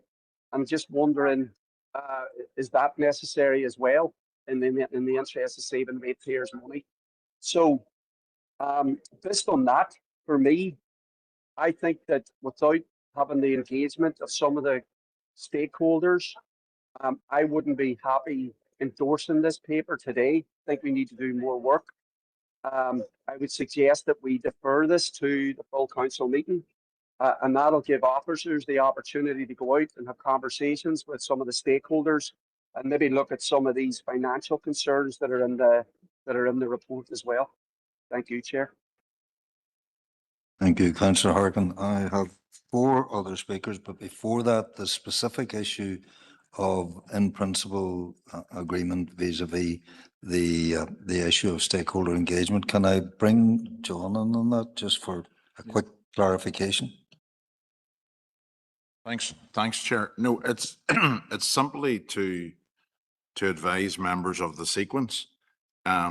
Obviously, it is absolutely the intent, and I say that, and I give that personal commitment as well, that we will set out a very detailed engagement process with stakeholders. But of course, in order to undertake that engagement with stakeholders, we do need to know if members wish to proceed in principle with the request to sell the grounds. And obviously, then the concerns of stakeholders or issues that are required to be accommodated will have to come back before this council, before members take any other decision. But it would not have been possible to engage with stakeholders about a proposal that you haven't considered whether you wish to progress it. So should you decide to progress in principle today, that engagement will take place through a very detailed programme, as it has done in the past with regard to other proposals. And we're very happy to structure that with all user groups, including obviously the representation of the public gallery today. Thank you for that, John. Moving to Alderman McMorris. Thank you, Chair, for letting me in, and thank you for bringing that forward. Can I just say that I am in total agreement with Sean in regards to his comments. I had down here, about the investment that we would be putting into the Brandywell Stadium pre the acquisition going forward. It's a big cost to the ratepayers. So I basically wanted to ask, if we were to invest into these health and safety repairs and other repairs, would that be reflected on the LPS valuation? Would we be able to recoup some of this cost? Or is this is the LPS valuation already obtained and there's no movement on that? So I do agree that we agree in principle now that you have explained it, John. So I would be very supportive of the comprehensive engagement with the Greyhound people, because I know they had sent a comprehensive letter to yourselves detailing out all the issues that they had. So I would be happy to agree in principle that we move forward, but I would just be mindful of the overall cost to the ratepayers, and also the 40,000 for the pylon. I know they're paying 50% of that, but it is still another cost that we would be absorbing into the ratepayers. So I would like a wee bit more clarity on these overheads to see if it's something that we could recoup back, or is this just like a goodwill gesture that we're doing all of these repairs, but it's not going to have any impact on the LPS valuation. And other than that, we're happy to agree in principle. I know that the football isn't something that should sit under council. It should be something that is taken ownership by the football club. So we're happy to see that happening, but I'll just be conscious of them costs and how they look going forward. But thank you. Before I move on to the next question, I'm asking John for clarification on the issues that you brought up there, Alderman McMorris. Yeah, thank you, Chair, and very understandable questions from Councillor Harkin and Alderman McMorris in relation to the cost of the seating in particular, and also in Templemore. Just with regard to the cost of seating, and I'll bring in other colleagues as well, Philip and Barry, as needs be. The seating, it's not a goodwill gesture far from it. There is an urgent requirement to repair some of the seating in the South End stand, as the capacity of that stand will be significantly reduced if we don't undertake that work in the next number of weeks and months. We've been in intensive negotiations with our colleagues in building control to ensure that the licensing of that stand can take place, and this programme of work needs to be undertaken. It is also the case that that cost, should we as council decide to progress, that cost will also have to be taken into consideration by LPS and any potential future disposal of that site. And maybe Philip, I'll bring Philip in a moment just to clarify that. With regard to the Templemore site, members, there are two large pylons on that site. Members may remember that there used to be a pylon in the middle of what I think is called the Faustina Retail Park, the retail park that has the range in it, and Dunelm, whatever it is. And it at the time of development was removed with the cables buried at that stage. It is as much in council's interest as it is in any potential preferred bidder to understand the cost and the implications of removing those pylons, and the potential cost of up to £80,000. I think it's very good value for council to try to agree a scenario where council is only subject to 50% of that cost. It would be very valuable information for council to understand the implications of those pylons, the potential cost to remove them, and the implications of buried cables on that site, hence the proposal. So completely understand members' concerns in and around the cost, and I hope I've given you some assurance with regard to the need and or the value for those. And perhaps Philip can come in on the LPS issue. So members, just to come in on two issues in relation to that. Obviously, the first one is in relation to the seating and the South End stand. So as members will be aware, the stadium is licensed annually for safety, and that was recently undertaken just before the move back from Celtic Park to the Brandywell Stadium. The meeting of the licensing authority took place. The licensing authority is the council. Sports Ground Safety Advisory Group is comprised of representatives of council, myself, representative from Environmental Health Building Control. We also have a representative of the Sports Ground Advisory Group, who are appointed by Sport NI, and then representatives of the various blue lights organisations. So in the run-up to that, inspections were taking place of the seating within the South End stand. The majority of that seating is at end of life. And essentially there are I think it's set out in the report in paragraph 3.3, there's 2,064 seats within the South End structure. Only 604 of those are likely to be considered safe beyond the end of the season. And the position essentially was that in order to be content that we could safely certify the stand and the stadium for the next 12 months, we had to be content that there was a programme of works which was commencing now in relation to the replacement of those seats. So essentially those, in the absence of that, the group was clear that it would not have been content to certify the South End stand beyond a capacity of 604. So that work needed to be undertaken as a matter of urgency, and consequently that's why this appears before you on that basis. Obviously, members, there is an expense that is involved in that, but it is an expense which is going to have to be undertaken by, it is an expense which is going to result in a betterment of the stadium, and a betterment similar to building an extension onto your own domestic property. A betterment is then reflective of the price that you can ultimately sell that property for if you then decide to go forward and sell your property. Thank you.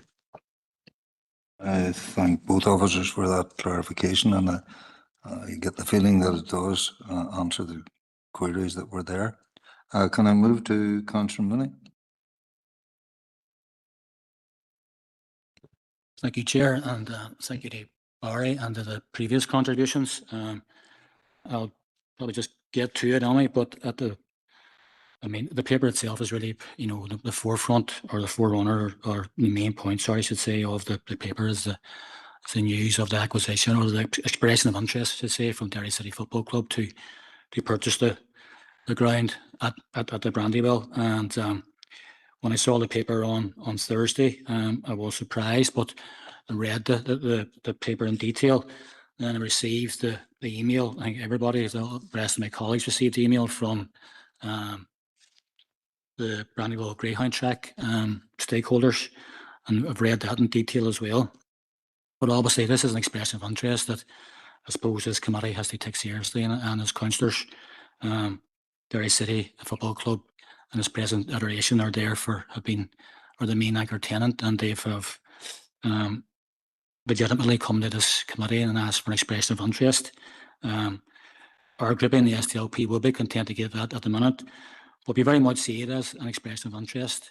And in light of that, when I looked at that, it gave me thought to go back that this committee and this council only a couple of months ago endorsed the new asset acquisition and disposal policy, which I read again this morning, and very much when I read again, this process is a very comprehensive process and won't be done very easily.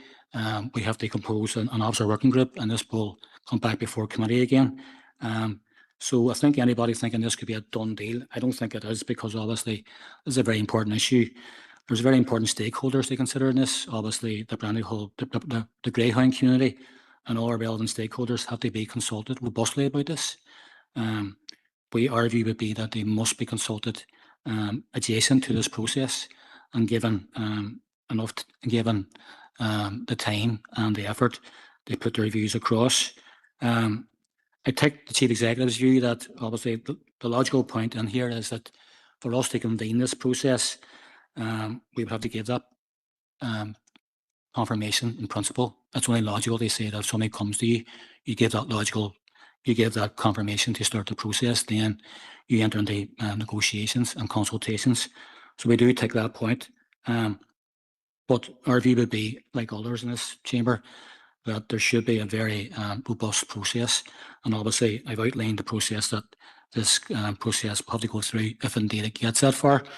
In relation to the other aspects of the paper, 5.3, the Templemore Sports Complex is coming later, but the other aspects of the contributions from council, we have to bear in mind that this is still our asset, still our obligation. As Philip has rightly pointed out, Barry has pointed out, there's seating there which is now going to be non-compliant, out of use. That's still our obligation to fix that, repair that, and to pay for that. But as Philip has said, that if there is going to be a process down the line and any valuations given, then those will be brought into that paper from LPS and the other valuations that we get. But at the moment, our view would be in principle, or this is an expression of interest, if you want to use it without prejudice, that we should enter into these negotiations or this process, but we need to robustly consider all stakeholders, and they should be involved wholeheartedly within the process as well. Thank you, Chair. Thank you, Councillor Malay. Councillor Donnelly. Chair, and I'm not a member of the committee, and unlike other members of the committee, I didn't have access to the Greyhound Track's concerns until it was coming in the front door. And I think it's only fair, given the nature of the discussion around it, and that the public should be aware of what is in the document, and other independent councillors who won't have a party member, won't have access to it. So I'm going to read this out for it to be noted in the minutes, so that members of the public and other elected members can have access to it come full council. Okay, Chair? Before you do so, Councillor Donnelly, I realise there are a couple of pertinent points in the communication. It's quite a long email, as you know. Can we simply read the pertinent points, or are you proposing to read the entire email? Well, it's a page and a half, and I think it is important that most of the discussion in this room has been centred about it. And I think for the public record, for members of the public reading it, so that they're not guessing, I think it's important that they're getting an accurate position from. Mindful that officers haven't seen this either. Yeah. I'm content that you go ahead and read. Thank you, Chair. Dear Councillor, I'm writing in advance of the forthcoming Governance and Strategic Planning Committee meeting 7th July regarding agenda item number 9, Derry City Football Club update on Templemore development and Ryan McBride Brandywell Stadium. I fully recognise and support the important role that Derry City Football Club plays within our city, and I appreciate the Council's efforts to support the club's continued development. My purpose in writing is not to oppose the club's ambition, but to ask that any decision regarding the future of the Brandywell is taken through a process that is transparent, inclusive, and based on meaningful consultation. I am particularly concerned that recommendation 5.1 asks members to approve in principle the potential sale of the Brandywell Stadium, while recommendation 5.2 seeks members' endorsement for further stakeholder engagement to be undertaken by Council and Derry City Football Club. This appears to place consultation after an approval in principle has already been given. Brandywell Greyhound Company has used the Brandywell for over 50 years. Throughout that time, we have made extensive use of the facility and have been part of its history and development. Despite this long-standing relationship, we have never been contacted by council officers, invited to discuss the proposal, or asked for our views. This naturally raises the question of how members can be asked to improve the principle of disposing of such a significant public asset before meaningful engagement has taken place with one of its longest serving users. I also note that the report refers to key stakeholders, yet it does not identify who these stakeholders are, how they were selected, or what consultation has taken place. If organisations with a history of over 50 years use of the Brandywell have not been consulted, I respectfully ask whether members can be satisfied that all the relevant stakeholders have been identified. Furthermore, the proposal extends beyond the Ryan McBride Brandywell Stadium itself. The report indicates that the potential sale could include the showgrounds and street car park, greyhound track / pitch, and associated buildings. Given the scale of the assets involved and their importance to the wider community, it seems only appropriate that comprehensive stakeholder engagement should take place before members are asked to approve the proposal in principle. I also note that the report states that an equality screening exercise would be required should the sale proceed, and that equality and rural needs implications will be considered before any final decision. It would appear more consistent with good governance for these assessments, together with meaningful stakeholder engagement, to inform members that they are invited to support the proposal in principle. As elected representatives, I appreciate that your role is to scrutinise officer recommendations on behalf of the public and to ensure that decisions are made in the best interests of the wider community. I therefore hope you will satisfy yourselves that members are being provided with all relevant information, and that those affected have been afforded a genuine opportunity to contribute before any approval in principle is given. In light of the above, I would respectfully ask that you seek clarification from officers on the following points before any decision is made. Which organisations and individuals have been identified as key stakeholders, and what engagement has taken place to date? Why has our organisation, despite more than 50 years of continuous use of the Brandywell, not been included in that engagement? Why has members' approval in principle been sought before the stakeholder engagement referred to in the report has taken place? This is an important decision involving a significant public asset with a long history of community use. Whatever view members ultimately take on the proposal, I hope you will agree that it should only be reached following a process that is open, transparent, and gives all affected stakeholders a genuine opportunity to be heard. Thank you for taking the time to consider these concerns. I would be grateful if you could raise these issues during the committee meeting and seek clarification from officers before any approval in principle is considered. Yours sincerely, Michael McLaughlin, Brandywell Greyhound Track.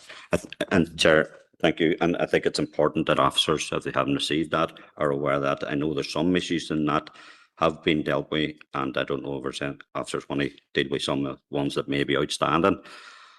I just have a couple of questions just regarding it. Does the asset have to be sold in its entirety, i.e. one go? Would it open the door for other potential bids or people to expressing an interest? And regarding Long Tower Youth Club, what's the status regarding that? Thank you. Councillor Donnelly, thank you for your queries there, and as you rightly pointed out, quite a few of them have been addressed as the discussion has gone on, thanks to the involvement of those who had received the email. I'm passing to John here to deal with those that maybe are still to be fully clarified. Thank you. Yeah, thank you, Chair, and thank you, Councillor Donnelly, and thank you, Mr. McLaughlin, for the letter and for the correspondence that you sent us as well over the weekend. Some of this I can answer in general terms. First of all, members, the report is an open business. It is the intention of officers to bring, insofar as is possible, all of this through the process to you in open business, and indeed today sets the tone for that. To do all of this as transparently as possible, whatever this is, as we progress. With regard to what organisations and key stakeholders have been identified, members will recall the previous report some time ago, where there were a whole list of stakeholders identified by the senior team within Leisure. And I would imagine we're going through that same process again, Barry and/or Karen. Just, I don't know if you want to comment on that with regard to that. So some of those stakeholders may be relevant still. There may be additional stakeholders. I think what we would say is that if there's someone that we have not captured through this process, we want to hear from them, and hopefully we will work through with regard to that. Does the asset have to be sold in its entirety, I think was a question, Councillor Donnelly. Again, we work through a process, we engage with stakeholders. If there are other proposals, and I'm aware that there are other suggestions coming through, we want to bring that back into this committee with regard to what we're hearing from stakeholders, and then to formulate a view on how to take that forward. So at this minute in time, there is no fixed view on what can or can't happen. We are in receipt of this request, and we're asking members to endorse the request to take forward in principle, subject to these engagements with the relevant stakeholders, and other proposals may emerge from that for members to consider. Barry or Philip, is there anything further that you want to add to that? Oh, long-term youth club. Barry, do you want to say something about that? Through yourself, Chair. No, Councillor Donnelly, we don't own Longtower Youth Club. That's a separate organisation, so it is. And just back to the members will be aware, when the pitch replacement project was in place, there was a long list of stakeholders. A lot of those users now are at other facilities. They use the Brandywell, but there's still a number of key stakeholders. Members have mentioned one key stakeholder, the Brandywell Greyhound Racing Company, obviously Derry City Football Club Institute, and with the new pitch, Swifts Ladies also have access to that facility for their league. So those are 3 or 4 key stakeholders that are present users. We've also the Foyle Cup and the D&D, who the Foyle Cup finals will be held at the Brandywell and continue to do so on the D&D for finals as well. So those are the main stakeholders who will be using the existing facilities, both football and greyhound, moving forward.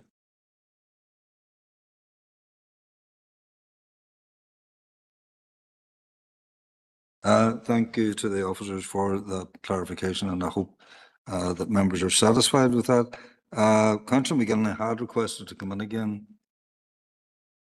It was just for some clarity that a further report would be coming back before decision, but John clarified that, so that's fine. Thank you. I have no other requests to speak on the issue. I'm moving to the recommendation. Has it been proposed? It's been proposed. And is there a seconder? It's been proposed and seconded. Councillor Heaney. Proposed Councillor McGinley, second Councillor Heaney. The issues are as laid out in the recommendations, and we've heard the basically guarantees that there will be all of that engagement that is being sought. And on that basis, I'm putting the recommendation to the committee. Is there anyone against the recommendations?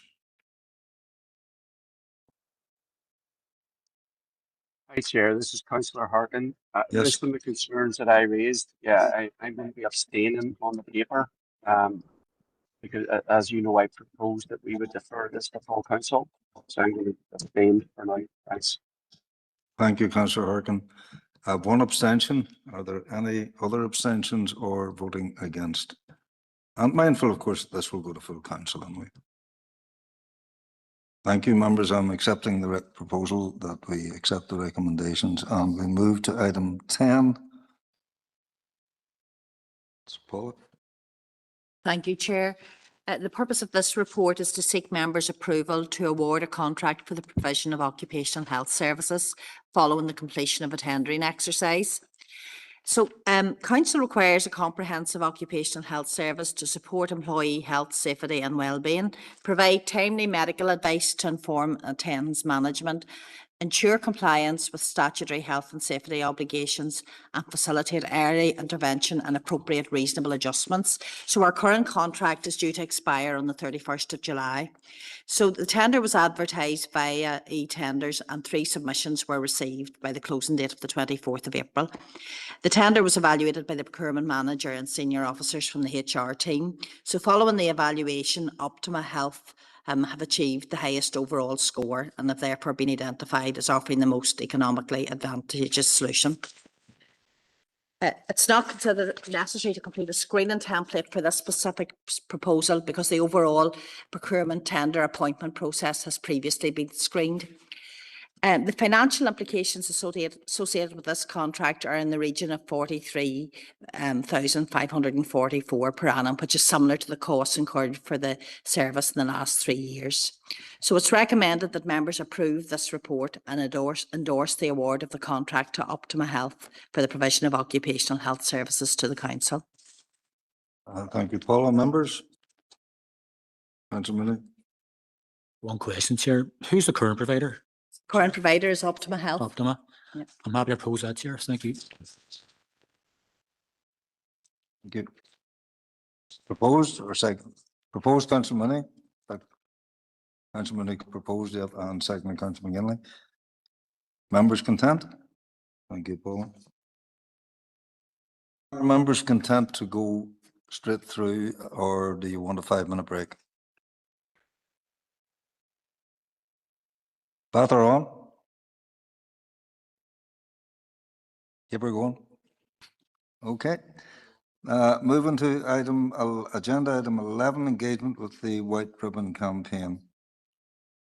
Thank you, Chair. The purpose of this report is to provide members with an implementation update arising from a minute relating to the Council's response to misogyny in the workplace and engagement with the White Ribbon Campaign.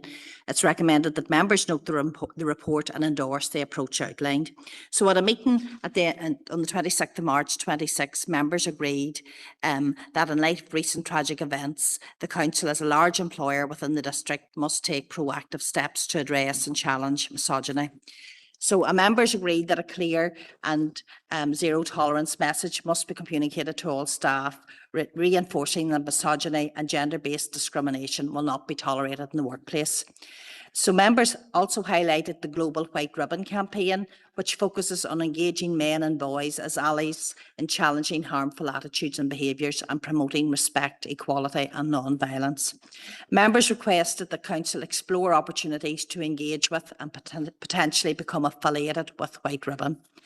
So we're currently liaising with White Ribbon NI to support the development of a clear, consistent internal communications that reinforce a zero tolerance approach to misogyny and promote respectful workplace behaviours across all services and locations. A programme of White Ribbon awareness training has now been organised, and some of it has actually taken place and will be scheduled throughout the year, delivered across various Council facilities.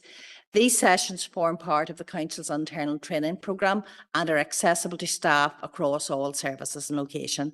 The training focuses on raising awareness of misogyny and gender-based violence, challenging harmful attitudes and behaviours, and promoting respectful workplace behaviours and shared responsibility for creating a safe and inclusive working environment. In parallel, we also have dignity at work training, which continues to be facilitated on a regular basis. This training incorporates content on misogyny, unacceptable behaviours and expected standards of conduct in the workplace, reinforcing the Council's commitment to a safe, respectful and inclusive working environment. Internal communications have been developed to reinforce messaging around dignity, respect and zero tolerance for misogyny, ensuring staff are clear in expectations, standards of behaviour and available support. So engagement with White Ribbon remains ongoing, including discussion on potential future options in relation to affiliation or accreditation. Further consideration will be given to the practical implications, benefits and next steps associated with this. And this proposal has been screened out for equality impact assessment and the screening questionnaire is attached. So at the minute, there are no additional financial implications arising. So it's recommended that members are asked to note the progress to date and to support the continuation of this programme of work. Thank you. Thank you, Paula. Any questions? Andrew McGinley. No questions per se, Chair, but thank you, Paula, for the report. I think it's really positive to see that this has been acted on so quickly, because misogyny, it's a scourge right across society. So making sure that we, as one of the leading employers within the district, are leading on trying to tackle any issues that may arise in terms of misogyny or gender-based violence within our workplaces is really, really important. And I really do welcome the engagement and the ongoing engagement with White Ribbon. They're a fantastic group. So thanks to the report, Paula, and I am content to propose the recommendation. Chair, thank you. Recommendation proposed by Councillor McGinley. McDade. Thank you, Chair, and thanks, Paula, for the report. I was just going to say the same as Emma. It's great to see it being acted on so quickly, because sometimes things come up and it takes a while to get them moving. So that's really good that there's already engagement happening. So a great organisation. I'm happy to second the proposal. And just, I suppose, back to the deputation around that kind of doubling up. It's all about zero tolerance and depending on what it is. So maybe just keeping that in mind when we're reaching out to Mari about what we can be doing from her proposal as well. I think it's just important to remember all these different threads that we're kind of working on. But thank you very much for the report and for the work being done, more importantly. That's seconded, yeah. Proposal, recommendation is proposed and seconded. Don't see any other speakers and heard no contrary to the proposal. So we're agreed on that in committee. Thank you. Moving to item 12, social media place names campaign. Yes, through you, Chair, the purpose of this report is to seek members' approval for a proposed social media campaign to promote public awareness of the languages of Ulster Scots and Irish place names across the city and district. This paper arose from a motion at the May Council meeting, which had aimed to, again, as I say, promote respect for Irish and Ulster Scots languages as part of our shared local heritage. In terms of the proposal, which is set out at Appendix 1, this is around a campaign which we've labelled Know Your Place campaign, and it involves showcasing one place name per month for the next 12 months, and then will be subject to review. The objectives of this campaign, or the 5 objectives, are set out in the report at paragraph 2.3, and the report also notes that Irish and Ulster Scots have protections under a range of domestic and international legislation, which are also set out in section 3. I would also note that the proposal in front of members today complements the existing commitments within the Council's language policy framework, which states that Council will facilitate and encourage promotion and use of Irish and Ulster Scots, which are part of the shared heritage of the city and district. The proposal has been screened out for equality impact assessment, and we envisage that any financial outlay can be met within existing resources. The recommendations, therefore, in front of members today is that members are asked to approve the approach outlined in Appendix 1 and provide any comments and recommendations. Thank you, members. Thank you, Ellen. Councillor Hart. Thanks, Chair, and thanks, Ellen, for that update. And just like to thank officers for progressing this motion so quickly. It was brought by my colleague, I believe, Councillor Anton O'Farrell. when we speak of place names in the anglicised version, sometimes they don't have much meaning. But when we look back to the Irish meaning, for instance, my own town, Strabane, and Strathban means the White River Meadow, where the Mourne runs through the town. Here in Derra is the Oak Grove, and also there's a road that I would walk occasionally not far from my home, which is called Calhame. And I believe that's Ulster Scots for cold home, Calhame. It's a Calhame. So there's a lot of interesting information to be gleaned from our townlands and the meanings. And as referred to in the Fermanagh Noma, the Townlands Tuesday, I think it's a great idea. So I'm happy to propose the recommendations. Thank you. Thank you, Councillor McDaid. Thank you, Chair, and thanks to Ellen for the report, and I'm happy to second it. I actually thought it was Councillor Devine proposed it, so thank God you went first, because I was going to thank her. Maybe I'm right. Maybe I'm right. Whenever she proposed it, I was really interested to see it moving forward. So again, it's great that it's moving so fast, because it'll be something that I'll follow on social media as well, because it is even just those wee kind of tidbits of information is so interesting. So thanks for working so hard at it, and I'm really looking forward to seeing how it develops. Thank you. Thank you, Councillor McDaid. Any other member? I'm checking online. I have no other members. I have a proposal which has been seconded. Chair, I'm very sorry, interested. I indicated Alderman McMorris. Yeah, it was just a quick question, and I know, Ellen, thanks for the report.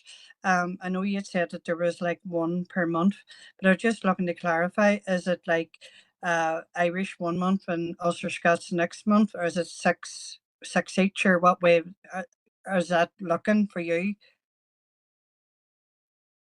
Through you, Chair, we haven't actually quantified that yet. We're liaising with the Ulster Scots Agency and the Commissioner as well. As set out in the report, there is a slight difference in terms of the approach for Irish language and Ulster Scots, because as I say, it's recognised that our local place names, a number of them come from Irish language, but I can come back and confirm the exact numbers with you after this meeting. Thank you. Thanks, Ellen, for the clarification there. I was just more or less ascertaining that it'll definitely be balanced and whatever, but we're happy to go with the recommendation. And of course, we have Lee Reynolds coming in September, I believe. Isn't that correct? September, yeah. Lee's coming in September, so that'll be clarified. I'm very interested to hear the translation of Mahanagira, which is fairly close to where I am. Members, it's proposed and seconded the recommendation. I don't hear any against. And I take that as read that it's proposed and seconded and agreed. Moving into items open for information, I'll just take them one at a time, and if anyone wishes to come in on any of the items. Item 13, Community Wealth Building, Social Value Procurement. Item 14, update on the working of the BDS working group. Councillor Murphy. Thank you, Chair. I'd just like to thank the council officers who have been involved in the BDS working group campaign. We're making great progress. And it was great to be able to speak to Maida Benjamin last week and update her on the work that we've been doing locally. And long may it continue. It's great work, and it's supporting people who are suffering the genocide, and I think we should all be behind it. Thank you. Thank you, Councillor Murphy. Any other comments? Moving from item 14 to agenda item 15, former convent of Mercy Building, Pump Street, City. Councillor McGinley. Good Chair, and I just want to ask a question. Firstly, thanks for the update, because it's something that people do contact quite regularly about, is the fact that you still can't get down through Pump Street. There's a wee point there in 3.11 that indicates that HED requested information from the owners on the 10th of October and they still haven't received it. And I think that's really, really disappointing. And I just wanted that put on record that, you know, it's a historical building. There's a private owner that has ultimate responsibility for it and they're not engaging with HED. I think it's awful. And I think it needs to be said. The rest of it in terms of council officers and the engagement that has been going on from our council to try and make best use of the space whilst it's closed off is to be welcomed because it's supporting the businesses in that area. But I do think that the private owners need to really engage a lot better with HED and try and move this forward a bit quicker so that people have access to the street and that all other business owners in the area can get back at the full capacity. But I just wanted to put on the record that I'm really disappointed on them. I totally agree with you, Councillor McGinley, on that. Any officer comment? No, it's fine. Any other issues on item 15? Moving to item 16, the launch of the Northwest Strategic Growth Plan. Councillor Hart.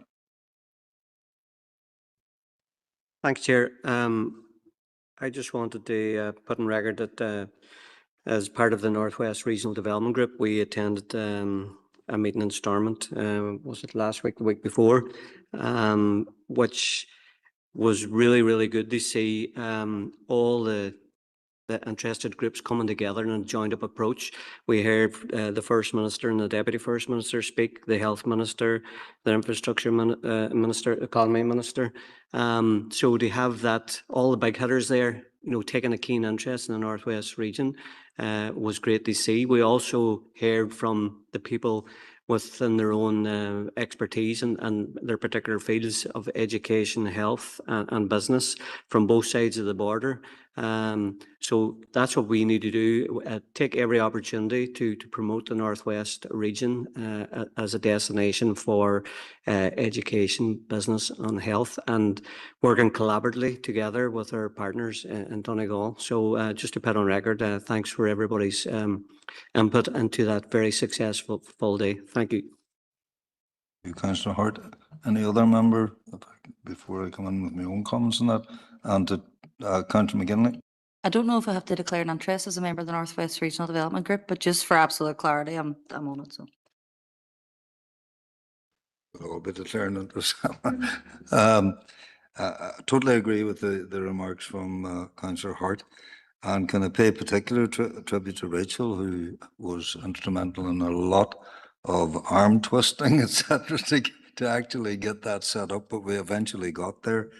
An interesting follow-up to that, I was speaking to the Deputy First Minister on Wednesday, the 1st of July, at the Ulster Tower in France, and she actually mentioned the Northwest Strategic Growth Pattern. Planning. Where are we at here?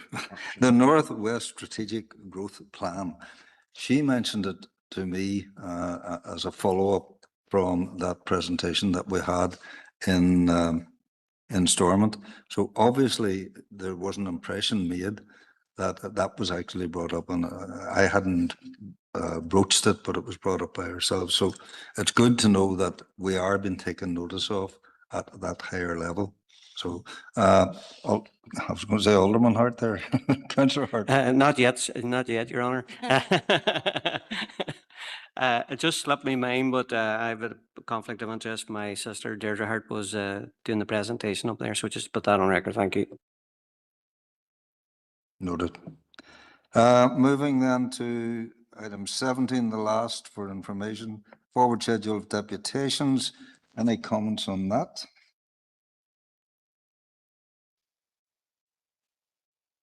If you give me a minute to get to it, I do have a comment.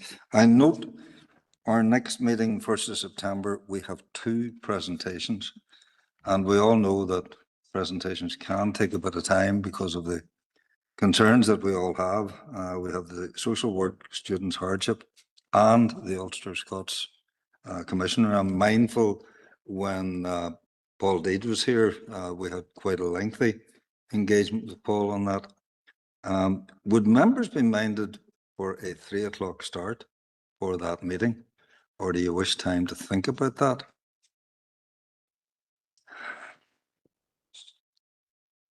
Can I go offline with you for a second? One moment.